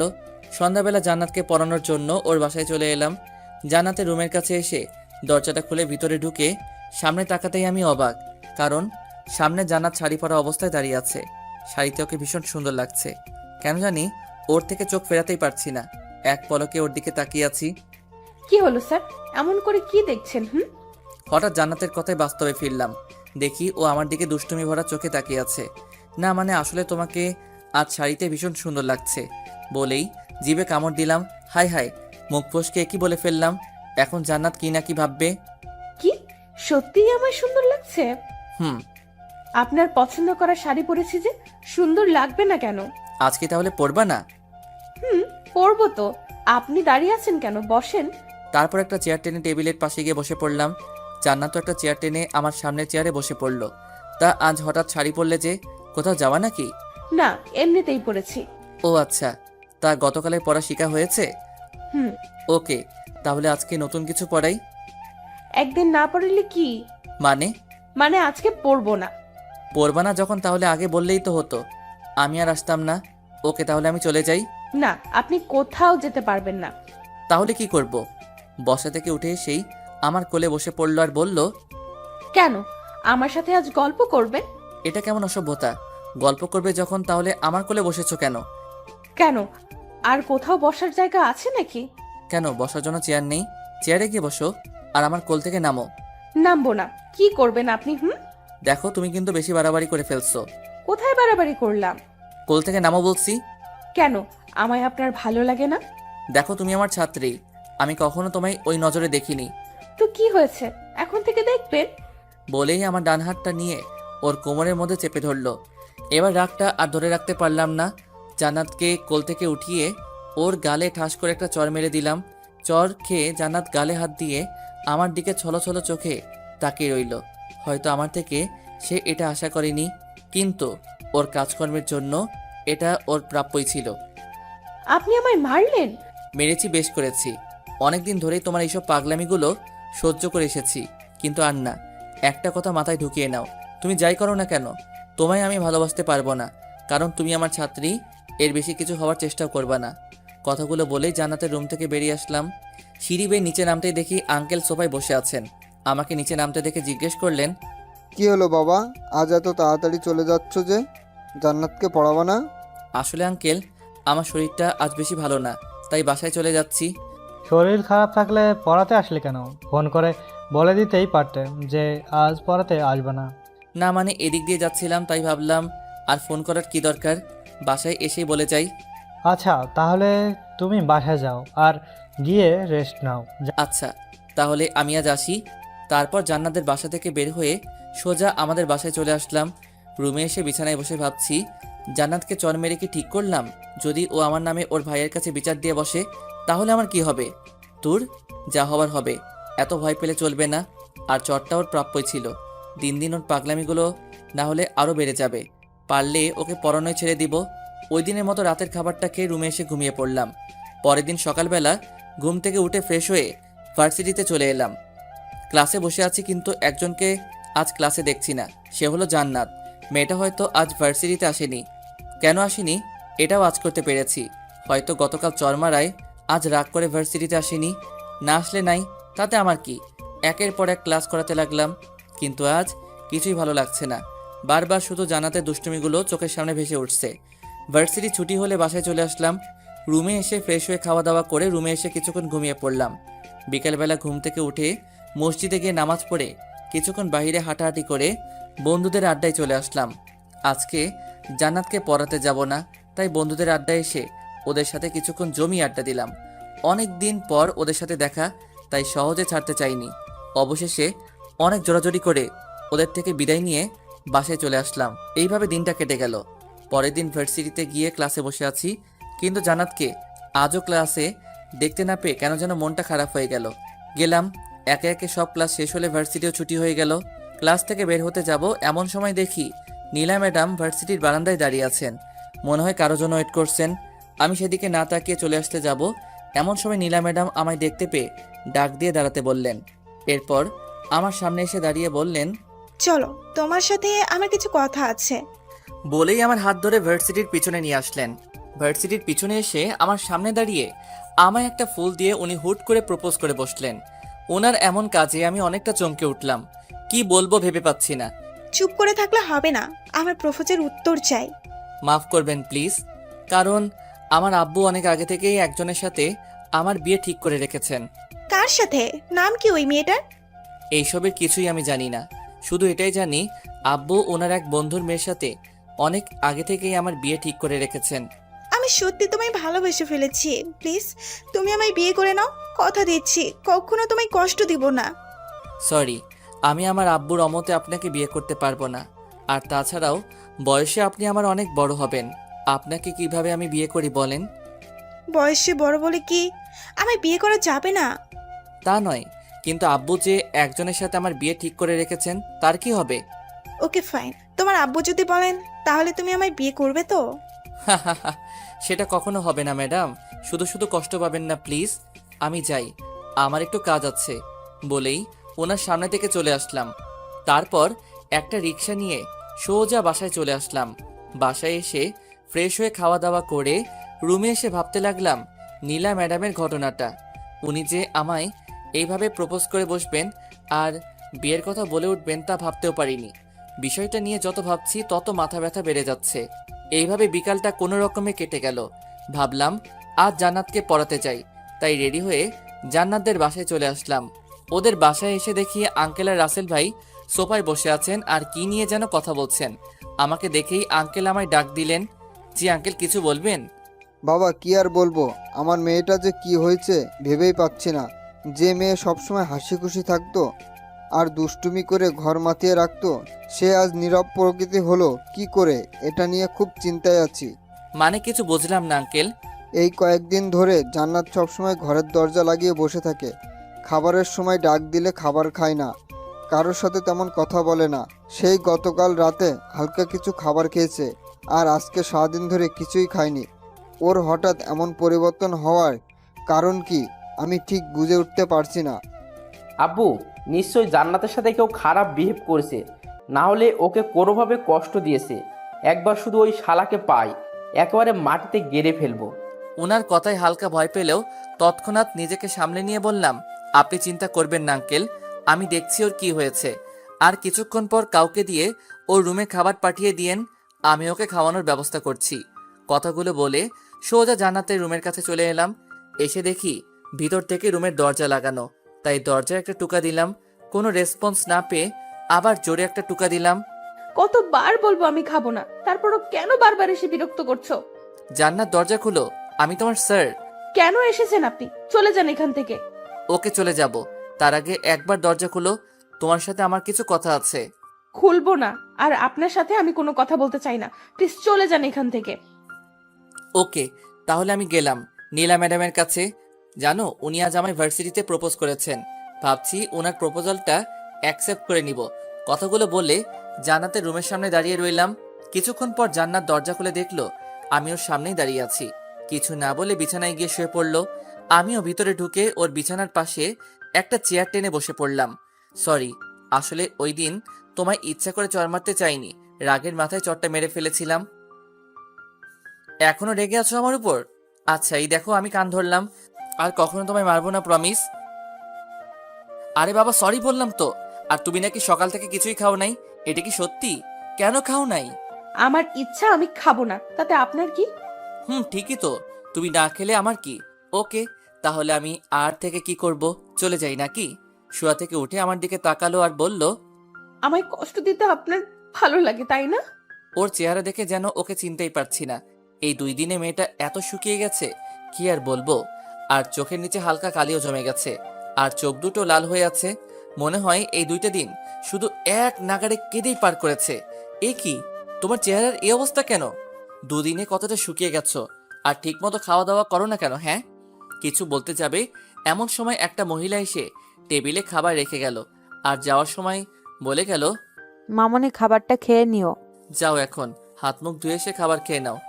খাবো না। দেখো, পাগলামি করো না প্লিজ, খেয়ে নাও। বললাম তো খাবো না। বুঝেছি, এখন আমায় কি করতে হবে। বসা থেকে উঠে ওয়াশরুমে গিয়ে হাতটা ধুয়ে আবার ওর পাশে এসে বসে পড়লাম, আর প্লেট থেকে এক লোকমা খাবার নিয়ে ওর মুখের সামনে ধরে বললাম, হা করো, আমি তোমায় খাইয়ে দিচ্ছি। আমার খিদে নেই।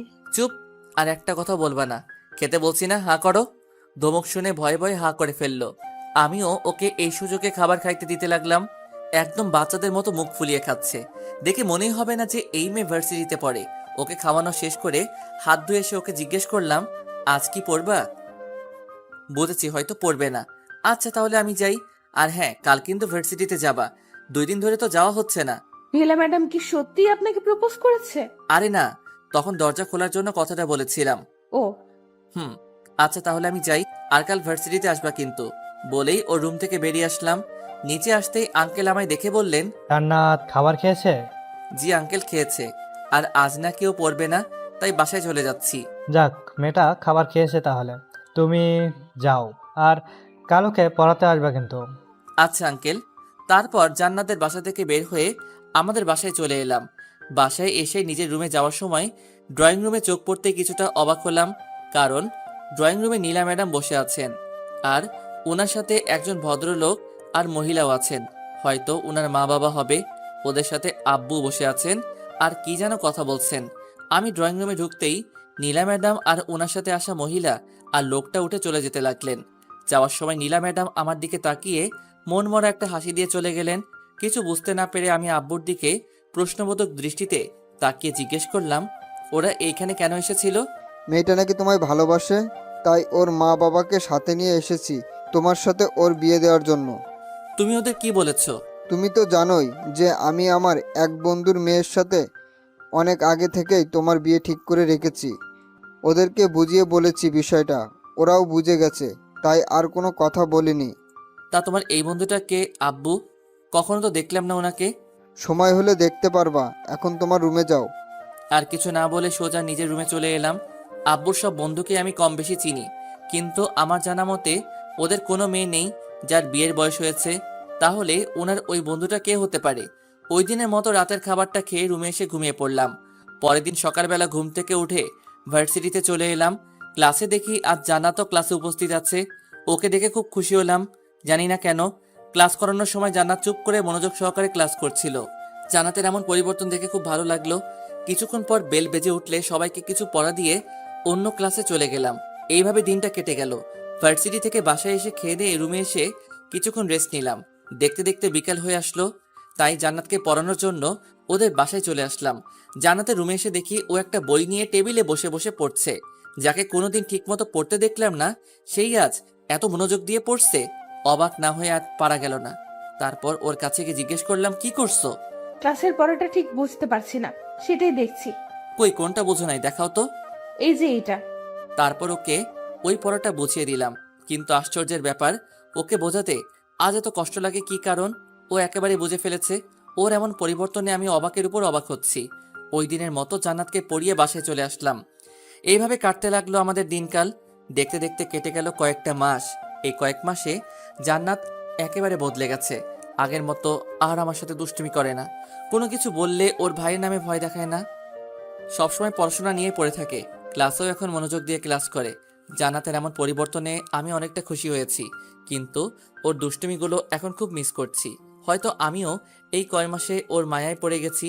আর হ্যাঁ, আরেকটা কথা, এর মধ্যে জান্নাতের প্রথম বর্ষের পরীক্ষাও হয়ে গেছে, আর জান্নাত ক্লাসের মধ্যে প্রথম স্থান অর্জন করেছে। নীলা ম্যাডামও এখন আমার সাথে তেমন কথা বলেন না। দেখা হলে মাঝে মধ্যে শুধু ভালো মন্দ জিজ্ঞেস করেন, এই আর কি। সবকিছুর মধ্যে দিয়ে ভালোই চলছিল দিনকাল।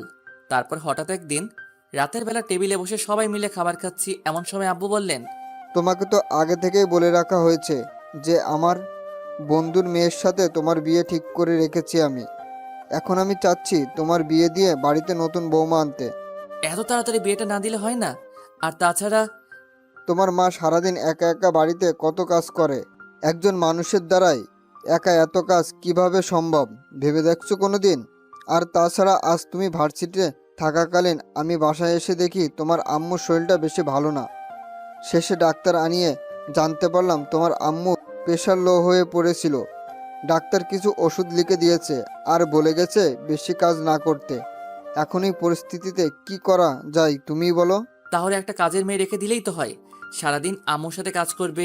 আর কাজের মেয়ে রাখা গেলে অনেক আগেই রেখে দিতাম, কিন্তু বাইরের মানুষ কি কখনো এই বাড়িকে নিজের মতো করে দেখবে? তাই আমি চাচ্ছি তোমার বিয়ে দিয়ে বাড়িতে নতুন বৌমা আনতে। তাহলে তোমার আম্মুর কাজের কষ্টটা একটু কম হবে। কিন্তু কোনো কিন্তু টিন্তু শুনতে চাচ্ছি না। আমি যার সাথে তোমার বিয়ে ঠিক করে রেখেছি তাকেই তোমার বিয়ে করতে হবে। অন্য কাউকে বিয়ে করার কথা বললে আমরা তাকে মেনে নিব না। কিন্তু যার সাথে আমার বিয়ে হবে সে কে? তাকে তো কখনো দেখিনি। এমনকি চিনিও না। একজনের ব্যাপারে না জেনে শুনে তাকে বিয়ে করে ফেলবো? মেয়ে অনেক ভালো আর ভদ্র, আমার তাকে দেখা আছে, তোমাকে আর আলাদা করে দেখতে হবে না। তারপরও যদি... তুমি কিন্তু আমার মুখের উপর কথা বলা শুরু করে দিয়েছো। সরি। আর মেয়েটা ছোট থেকেই মা হারা, তাই আমরা চাচ্ছি তোমার সাথে ওকে বিয়ে দিয়ে একেবারে আমাদের কাছে রেখে দিই। ওকে, তোমার যেটা ভালো মনে হয়। এখন খাও, আর কিছুদিনের মধ্যেই তোমাদের বিয়ের কাজ শেষ করে ফেলবো। আর কিছু না বলে খাওয়া শেষ করে নিজের রুমে চলে আসলাম। সত্যি বলতে এই কয়দিনে জান্নাতের প্রতি আমিও একটু দুর্বল হয়ে পড়েছি। তাই বিয়ের কথা বলায় তখন আব্বুর কথায় রাজি হতে পারিনি। কিন্তু জান্নাত তো আমার ছাত্রী, ওর সাথে আমার কিভাবে? না, এইসব আর ভেবে লাভ নেই, যা হবার হবে। পরের দিন সকালবেলা ঘুম থেকে উঠে ফ্রেশ হয়ে নাস্তা করে নিলাম, তারপর রেডি হয়ে ভার্সিটিতে চলে এলাম। জান্নাতকে আজ ভীষণ খুশি খুশি লাগছে, জানি না কেন। এমনকি মেয়েটা ক্লাসেও সারাক্ষণ খুশি খুশি ভাব নিয়েছিল। আবার পরিবর্তন ঘটলো নাকি ওর? ভার্সিটি শেষে ওই দিনের মতো বাসায় চলে আসলাম। বাসায় এসে ফ্রেশ হয়ে খাওয়া দাওয়া করে রুমে এসে কিছুক্ষণ ঘুমিয়ে পড়লাম। সন্ধ্যাবেলা ঘুম থেকে উঠে হাত মুখ ধুয়ে জান্নাতকে পড়ানোর জন্য ওর বাসায় চলে এলাম। জান্নাতের রুমে এসে দেখি জান্নাত কি যেন ভাবছে আর একা একা হাসছে। মেয়েটা পাগল হলো না তো? ধ্যান ভেঙে সামনে তাকিয়ে আমায় দেখতে পেয়ে বসা থেকে উঠে দাঁড়ালো। দাঁড়িয়েছেন কেন, বসেন। কিছু না বলে একটা চেয়ার টেনে বসে পড়লাম। জান্নাত একটা চেয়ার টেনে আমার সামনাসামনি বসে পড়লো। আচ্ছা জান্নাত, একটা কথা বলি। জি বলেন। আজ তোমায় এত খুশি খুশি লাগছে কেন? আজ কি কোনো বিশেষ দিন যার জন্য তুমি এত খুশি? আজ আমি অনেক খুশি, তবে আজ কোনো বিশেষ দিন নয়। খুব শীঘ্রই সেই বিশেষ দিনটা আসতে চলেছে। সেই বিশেষ দিনটা কি জানতে পারি? না, এখন বলা যাবে না। ওকে থাক, বলতে হবে না। এখন বই বের করো। তারপর জান্নাতকে কিছুক্ষণ পড়িয়ে ছুটি দিয়ে দিলাম। জান্নাতের বাসা থেকে বের হয়ে আসতে যাব, এমন সময় ড্রয়িং রুম থেকে আঙ্কেল আমায় ডাক দিলেন। আমিও চুপচাপ ওনার সামনে গিয়ে দাঁড়ালাম। জি আঙ্কেল, কিছু বলবেন? এই নাও তোমার এই মাসের টাকা, কাল থেকে তুমি আর জান্নাতকে পড়াতে আসবে না। আমি কি ঠিক মতো পড়াতে পারি না আঙ্কেল, যার জন্য আপনি আমায় বিদায় করে দিচ্ছেন? আরে সেরকম কিছুই না, আসলে জান্নাতের বিয়ে ঠিক হয়ে গেছে, তাই তোমাকে তোমার বেতনটা দিয়ে দিলাম। বিয়ের পর তো আর তাকে অন্য মানুষের কাছে প্রাইভেট পড়ানো যাবে না। আঙ্কেলের মুখ থেকে জান্নাতের বিয়ের কথা শুনে আমি যেন আকাশ থেকে পড়লাম। আবার খুব কষ্ট হচ্ছে জান্নাতের বিয়ের কথা শুনে। হয়তো জান্নাতকে চিরতরে হারিয়ে ফেলবো। তাই বিয়েটা কবে হচ্ছে আঙ্কেল? সপ্তাহের মধ্যেই বিয়ের তারিখ নির্ধারিত করা হবে। বিয়ের কার্ড এখনও ছাপানো হয়নি, তবে ছাপিয়ে তোমার বাসায় অবশ্যই বিয়ের কার্ড পাঠানো হবে। তোমাকে কিন্তু বিয়েতে অবশ্যই আসতে হবে। জি আঙ্কেল, অবশ্যই আসবো। আজ তাহলে আমি আসি, ভালো থাকবেন। আসসালামু আলাইকুম। কথাগুলো বলেই জান্নাতের বাসা থেকে বেরিয়ে আসলাম। রাস্তা দিয়ে হাঁটছি আর জান্নাতের দুষ্টুমিগুলোর স্মৃতি মনে করছি। হয়তো আর কোনো দিন জান্নাতের সাথে দেখা হবে না, এমনকি ওর দুষ্টুমিগুলোও আর দেখতে পাবো না। খুব মিস করব জান্নাতকে আর ওর দুষ্টুমি মাখা দিনগুলোকে। ভাবতে ভাবতে চোখের কোণায় কখন যে পানির ফোঁটা চলে এসেছে খেয়ালই নেই। ওই দিন রাস্তায় রাস্তায় ঘুরে বেড়াতে লাগলাম। বাসায় এলাম একদম শেষ রাত্রে। এসেই আম্মুর বকা শুনতে হলো, কিন্তু সেই দিকে আমার কোনো ধ্যান নেই। শুধু জান্নাতকে নিয়ে ভেবে চলেছি আমি। ওই দিন রাতের খাবার না খেয়ে ঘুমিয়ে পড়লাম। আম্মু অনেকবার জিজ্ঞেস করেছিল কি হয়েছে আমার। আমিও বলে দিয়েছি শরীরটা বেশি ভালো না, তাই খাবো না। এইভাবে কেটে গেল আরও কিছুদিন। জান্নাত এখন সবসময় হাসি খুশি থাকে। একবার ভেবেছিলাম ওকে নিজের মনের কথাটা বলে দিব, কিন্তু তার হাসি খুশি চেহারাটা দেখে তাকে আর কষ্ট দিতে মন চায়নি। ওই দিন রাতে খাবার শেষে আব্বু আমায় ডেকে বললেন 2 সপ্তাহ পর নাকি আমার বিয়ে। আম্মুর কথা ভেবে আর আব্বুর মুখের উপর কিছু বলতে না পেরে আমিও বাধ্য হয়ে বিয়েতে রাজি হয়ে গেলাম। 1 সপ্তাহ পর ভার্সিটি শেষে বাসায় ফিরছিলাম। এমন সময় একটা পার্কের ভিতর চোখ পড়তেই চোখ আটকে গেল। দেখলাম জান্নাত একটা ছেলের হাত ধরে পার্কে ঘুরে বেড়াচ্ছে। হঠাৎ জান্নাতের চোখ পড়ল আমার দিকে, ছেলেটাকে নিয়ে আমার দিকে আসছে। আমি এই দৃশ্য দেখে আর ওইখানে দাঁড়ালাম না, চলে আসতে যাব। এমন সময় পিছন থেকে কে যেন বলল, স্যার একটু দাঁড়ান। দাঁড়িয়ে গেলাম আর পিছনে ফিরে দেখি সে আর কেউ না, জান্নাত। জান্নাত আমার কাছে এসে বলতে লাগলো, কি হলো স্যার, আমায় দেখে পালাচ্ছিলেন কেন? কই তোমায় দেখে পালাচ্ছি? আর তুমি যে এইখানে আমি দেখিনি। একদম মিথ্যা বলবেন না, আমি দেখেছি আপনি অনেকক্ষণ ধরে এখানে দাঁড়িয়ে থেকে আমায় দেখছিলেন। না, আসলে তুমি ভুল দেখেছো। আমি তো এইমাত্র এদিক দিয়ে যাচ্ছিলাম, এমন সময় তুমি আমায় ডাক দিয়ে দাঁড়াতে বললে। হতেও পারে, তা এদিক দিয়ে কোথায় যাচ্ছেন? এই তো বাসায় যাচ্ছি। তা তুমি এখানে কি করছো? আর তোমার সাথে এই ছেলেটা কে? অনেকদিন ধরে কোথাও ঘোরা হচ্ছে না, তাই একটু ঘুরতে আসলাম আর কি। আর ওর সাথে আপনার পরিচয় করিয়ে দেই, এ হচ্ছে আমার হবু বর। আর সানি, এ হচ্ছে আমার প্রাইভেট টিচার। আগে উনিই আমায় প্রাইভেট পড়াতেন। ও, অনেক মানিয়েছে তোমরা দুজনকে। কথাটা হাসি মুখে বললেও কেন জানি মনে খুব আঘাত পেলাম। মনে হচ্ছে কেউ চুরি দিয়ে কলিজা কেটে নিয়ে যাচ্ছে। 2 দিন পর আমার বিয়ে, আপনাকে কিন্তু বিয়েতে অবশ্যই আসতে হবে। আচ্ছা, আসবো। এখন তাহলে আমি যাই, বাসায় একটু কাজ আছে। আচ্ছা, তাহলে যান। তারপর ওইখান থেকে সোজা বাসায় চলে আসলাম। এসেই রুমে গিয়ে দরজা লাগিয়ে বিছানায় শুয়ে পড়লাম। জান্নাতকে আজ ওই ছেলেটার সাথে দেখে খুব কষ্ট লাগছে। কয়দিন পর জান্নাত অন্য কারো হয়ে যাবে, হয়তো আর তার সাথে তেমন কোনো কথা হবে না। কিছুক্ষণ পর আম্মু এসে খাওয়ার জন্য রাখতে লাগলেন। কিছুই ভালো লাগছে না, তাই আম্মুকে বললাম, আমি বাহির থেকে খেয়ে এসেছি, তোমরা খেয়ে নাও। ওই দিনের মতো রাতে হালকা কিছু খেয়ে ঘুমিয়ে পড়লাম। পরের দিন সকালবেলা ঘুম থেকে উঠে ভার্সিটিতে চলে এলাম। আজ জান্নাতকে ক্লাসে দেখতে পেলাম না, হয়তো ভার্সিটিতে আসেনি। 2 দিন পর তার বিয়ে, ভার্সিটিতে এসে কি বা করবে। ভার্সিটি শেষে দুপুরবেলা বাসায় আসলাম। বাসায় এসে ফ্রেশ হয়ে খেতে বসবো, এমন সময় হঠাৎ বাসার কলিং বেল বেজে উঠল। দরজা খুলে দেখি একটা কালো কোট পরা লোক দাঁড়িয়ে আছে। জি, কাকে চাই আপনার? এটা কি তামিম আহমেদের বাসা? ওনাকে একটু ডেকে দিন তো। জি, আমি তামিম আহমেদ, বলেন কি বলবেন? এই নিন স্যার, আপনার জন্য বিয়ের কার্ড পাঠিয়েছে। বিয়ের কার্ড? কার বিয়ে? আর আপনি বা কে? আমি আমজাদ সাহেবের লোক, আর এটা ওনার মেয়ে মানে জান্নাত ম্যাডামের বিয়ের কার্ড।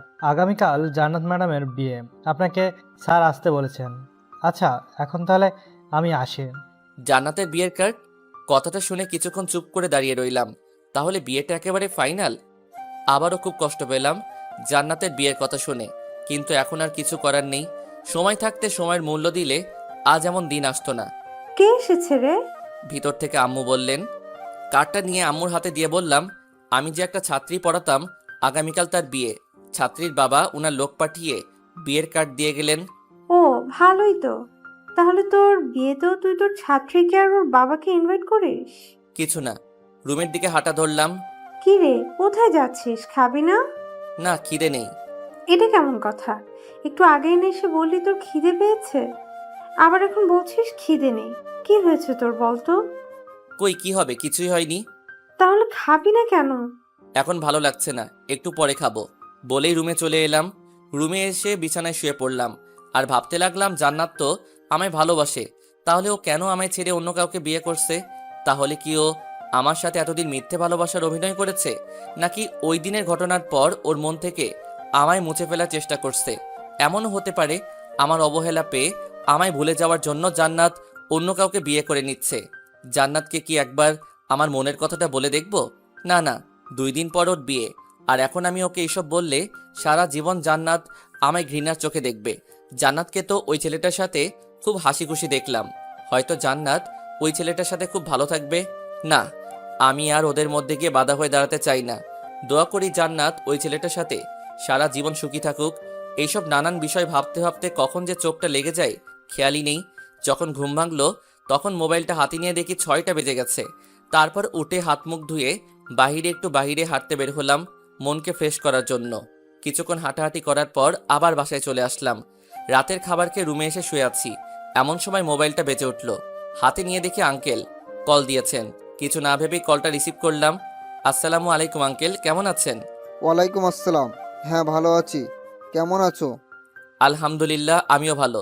তা হঠাৎ ফোন করলেন যে, কোনো সমস্যা হয়েছে নাকি আঙ্কেল? না, কিছু হয়নি। কাল তো জান্নাতের বিয়ে, তোমাকে বিয়ের কার্ডও পাঠাইছি। তুমি বিয়েতে আসবে তো? আঙ্কেল, আসলে আমার কাল একটু কাজ আছে।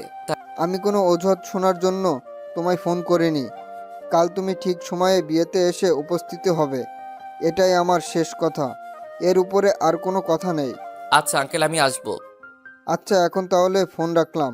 বলেই কল কেটে দিলেন। আমি আর কিছু না ভেবে মোবাইলটা একপাশে রেখে ঘুমিয়ে পড়লাম। পরের দিন সকালবেলা ঘুম থেকে উঠে মার্কেটে গিয়ে জান্নাতের জন্য কিছু গিফট কিনে আবার বাসায় চলে আসলাম। আজ শুক্রবার, তাই ভার্সিটি অফ। তারপর রেডি হয়ে আম্মুকে বলে জান্নাতের বাড়িতে চলে আসলাম। আসলে আসার কোনো ইচ্ছা ছিল না, কিন্তু না আসলে আবার আঙ্কেল মন খারাপ করবে, তাই আসতে হলো। এসেই প্রথমে আঙ্কেলের সাথে দেখা করলাম। আমি এসেছি দেখে আঙ্কেল অনেক খুশি হয়েছেন। বাসাটা আজ খুব সুন্দর করে সাজানো হয়েছে, একমাত্র মেয়ের বিয়ে বলে কথা। কিন্তু আসার পর থেকে জান্নাতকে কোথাও দেখতে পেলাম না, হয়তো ওর রুমেই আছে। আর বিয়ের জন্য ওকে তৈরি করা হচ্ছে। কিছুক্ষণের মধ্যে বিয়েবাড়ির সবাইকে খাওয়ানো শুরু করা হলো। সবাইকে খাওয়ানো শেষ করে বিয়ের কাজ শুরু হলো। এতক্ষণে বরও এসে পড়েছে। বরকে স্টেজে বসানো হয়েছে। এর কিছুক্ষণ পর একটা কনের সাজে মেয়েকে এনে বরের কাছে বসানো হলো। এটাই হয়তো জান্নাত, কিন্তু আফসোস ওর মুখ শেষবারের মতো আর দেখতেও পেলাম না। কিছুক্ষণের মধ্যে বিয়ের সব কাজ শেষ করে জান্নাতকে বরের সাথে বিদায় করে দেওয়া হলো। চোখের সামনেই জান্নাতের বিয়ে হয়ে গেছে, অথচ আমি নীরব দর্শকের মতো সব দেখে গেলাম। কিছুই করতে পারলাম না। ভাবতেই বুকটা কেঁপে উঠল। ওইখানে আর 1 মিনিটও দাঁড়ালাম না, সোজা বাসায় চলে আসলাম। ওইখানে থাকলে হয়তো আরও কষ্ট পাবো। রুমে এসে দরজাটা লাগিয়ে দিয়ে বিছানায় শুয়ে শব্দহীন কান্না করতে লাগলাম। এখন আর কেঁদেও লাভ নেই, যা হবার তা তো হয়েই গেছে। কিছুক্ষণ পর হঠাৎ মোবাইলে একটা কল আসলো। হাতে নিয়ে দেখি আঙ্কেল কল করেছেন। কিছু না ভেবে কলটা রিসিভ করলাম। আসসালামু আলাইকুম আঙ্কেল। ওয়ালাইকুম আসসালাম। বাবা, তুমি এখন কোথায় আছো? এই তো বাসায়। কেন আঙ্কেল, কোনো সমস্যা হয়েছে নাকি? সে কি, তুমি বাসায় চলে গেলে অথচ আমায় একবারও জানিয়ে গেলে না? আসলে আঙ্কেল, মাথা ব্যথার কারণে বাসায় চলে এসেছি, তাই আপনাকে বলে আসতে ভুলেই গেছিলাম। প্লিজ কিছু মনে করবেন না আঙ্কেল। ও, এই ব্যাপার, তাহলে ঠিক আছে। আচ্ছা, এখন তাহলে রাখি। ফোন কেটে দেওয়ার পর মোবাইলটা একপাশে রেখে ঘুমিয়ে পড়লাম। দেখতে দেখতে কেটে গেল আরও 1 সপ্তাহ। আজকে আমার বিয়ে। সকাল থেকে বাড়িতে আত্মীয় স্বজনদের ভিড় লেগে আছে।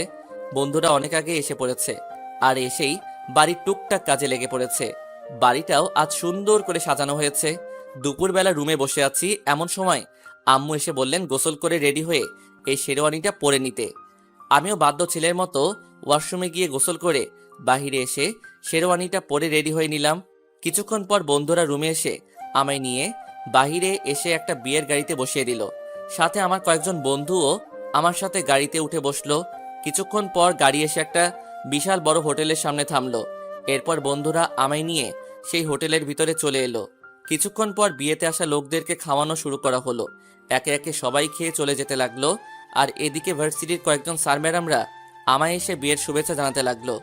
ভার্সিটির সব স্যার ম্যাডামদের আমি বিয়েতে ইনভাইট করেছি।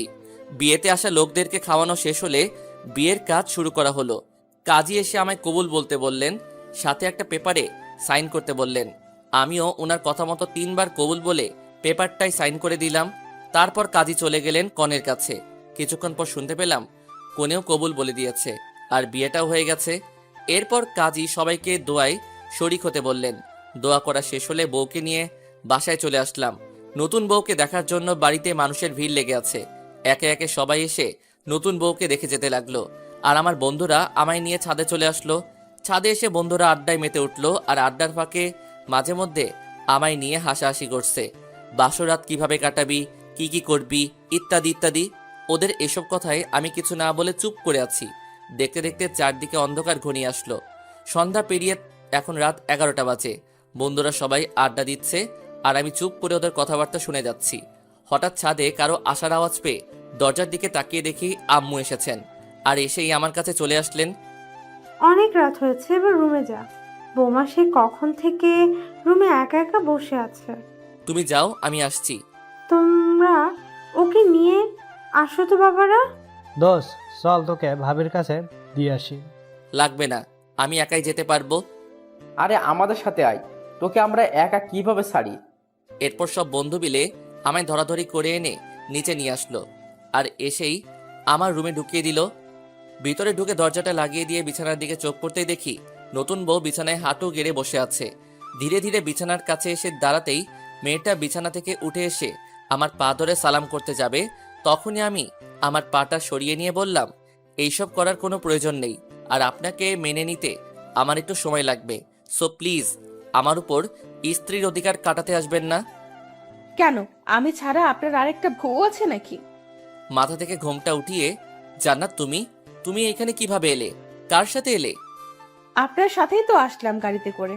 কিন্তু তোমার তো বিয়ে হয়ে গেছে, তাহলে তুমি এইখানে? কে বলেছে আমার বিয়ে হয়েছে? বিয়েটা আমার না, আমার কাজিনের ছিল। আমার বিয়ে তো আজকে হয়েছে, তাও আপনার সাথে। মানে কি বলছো এইসব? আমার তো কিছুই মাথায় ঢুকছে না। ওকে, তাহলে বুঝিয়ে বলি, শোনেন। ওই দিন যে আমাদের বাসায় বিয়েটা হয়েছে সেটা আমার না, আমার ফুফাতো বোনের ছিল। আর একদিন পার্কে আমার সাথে যে ছেলেটাকে দেখেছিলেন, সে আমার এক কলেজ লাইফের ফ্রেন্ড ছিল। আর সানি আমার ফুফাতো বোনকে পাগলের মতো ভালোবাসতো। তাই আমি আমার ফুফাতো বোনের সাথে সানির সেটিং করিয়ে দেই। তারপর দুই পরিবার মিলে ওদের বিয়ে ঠিক করে। আর আমি আব্বুকে বলে ওদের বিয়েটা আমাদের বাসায় করানোর জন্য রিকোয়েস্ট করি। আর আব্বু আমার কথায় রাজি হয়ে যান। কিন্তু আঙ্কেল যে আমাকে তোমার বিয়ের কার্ড পাঠিয়ে দিলেন সেটা কি? আপনি ওই কার্ডটা খুলে দেখেছেন? না। দেখলে তো সব বুঝতে পারতেন, কিন্তু আপনি তো কার্ডটা ভালো করে খুলেই দেখেন নাই। এসব পরে বুঝবো, আগে বলো তোমার সাথে আমার বিয়ে হলো কিভাবে? কিভাবে কি হলো? আমি তো কিছুই বুঝতে পারছি না। ওকে শুনুন, আপনার আব্বুর বন্ধুর মেয়েকে আপনি কখনো দেখেছেন? না, কিন্তু তুমি। বলছি আমি হলাম আপনার আব্বুর বন্ধুর মেয়ে। মানে আমার আব্বু আর আপনার আব্বু দুজন বেস্ট ফ্রেন্ড। আব্বু আপনাকে অনেক আগে থেকেই চেনে, কিন্তু আপনি চেনেন না। তারপর আপনি যেদিন প্রথম আমায় প্রাইভেট পড়াতে আসলেন, তখনই আব্বু আপনাকে দেখে চিনে ফেলেছিল। এরপর আপনি চলে যাওয়ার পর আব্বু এসে আমায় আপনার ব্যাপারে সব বলে। আমি আগে থেকে জানতাম যে আমার বিয়ে আব্বুর এক বন্ধুর ছেলের সাথে ঠিক করা, কিন্তু সেই ছেলে যে আপনি এটা জানতাম না। আর ভার্সিটিতে আপনাকে ওই দিন নীল শার্টে দেখেই আপনার উপর ক্রাশ খাই। তারপর আব্বুর থেকে আপনার ব্যাপারে সব শুনে আপনাকে মনে মনে ভালোবাসতে শুরু করি। আর আব্বুকে নিষেধ করে দেই যে আপনাকে যেন এই বিষয়ে কিছু না বলে। কিন্তু আপনি একটা আস্ত বোকা, কিছুতেই আমার ভালোবাসাটা বুঝতে চান না। তাই তো আপনাকে আমি সব সময় ভাইয়ার ভয় দেখিয়ে নিজের বশে রাখার চেষ্টা করতাম। আর ওই দিন আপনার হাতে চর খেয়ে আমি খুব কষ্ট পেয়েছিলাম। তারপর আমি এই সিদ্ধান্ত নেই যে আপনাকে এখন থেকে সব সময় অবহেলা করে যাব। এতে যদি আপনি আমার ভালোবাসাটা বুঝতে পেরে আমায় ভালোবাসি কথাটা বলে দেন, তাহলে আমি সব মেনে নিব। কিন্তু আপনি কিছুতেই বললেন না, তাই অবশেষে আমি এই প্ল্যানটা করি। এতে আব্বু আমায় হেল্প করেছে। তার মানে তোমরা সবাই আমায় নিয়ে এতদিন গেম খেললে? জানো তোমার বিয়ের কথা শুনে আমি কতটা কষ্ট পেয়েছিলাম? ও মা, কেন? কারণ এই কয়দিনে আমিও তোমায় ভালোবেসে ফেলেছি, কিন্তু তোমার বিয়ের কথা শুনে তোমাকে আর কিছু বলার সাহস পাইনি। যদি তুমি আমায় ভুল বোঝো তাই। নিজেই শুধু কষ্ট পেয়েছেন, আমি পাইনি মনে হয়। ওকে, তুমি বেশি কষ্ট পেয়েছো। এবার কি আমরা সবকিছু ভুলে নতুন করে জীবন শুরু করতে পারি না? ওকে, তবে আমার একটা শর্ত আছে, সেটা আপনাকে মানতে হবে। কি শর্ত? এখন থেকে আমায় অনেক ভালোবাসতে হবে, কখনো কষ্ট দিতে পারবেন না। আমার কানের কাছে ওর মুখ এনে এখন থেকে তোমায় অনেক ভালোবাসবো, কখনো কষ্ট দিব না, প্রমিস। তাহলে এখন শুরু করি। কি? ওই যে বাসরাতে মানুষ যা করে। কি করে? দাঁড়ান দেখাচ্ছি। তার আগে আপনার পাঠক পাঠিকাদের বিদায় করেন, না হলে কিন্তু আমি ভাইয়াকে ডাক দিব। থাক, আজকে আর ভাইয়াকে ডাক দিতে হবে না, আমি এদেরকে যেতে বলছি।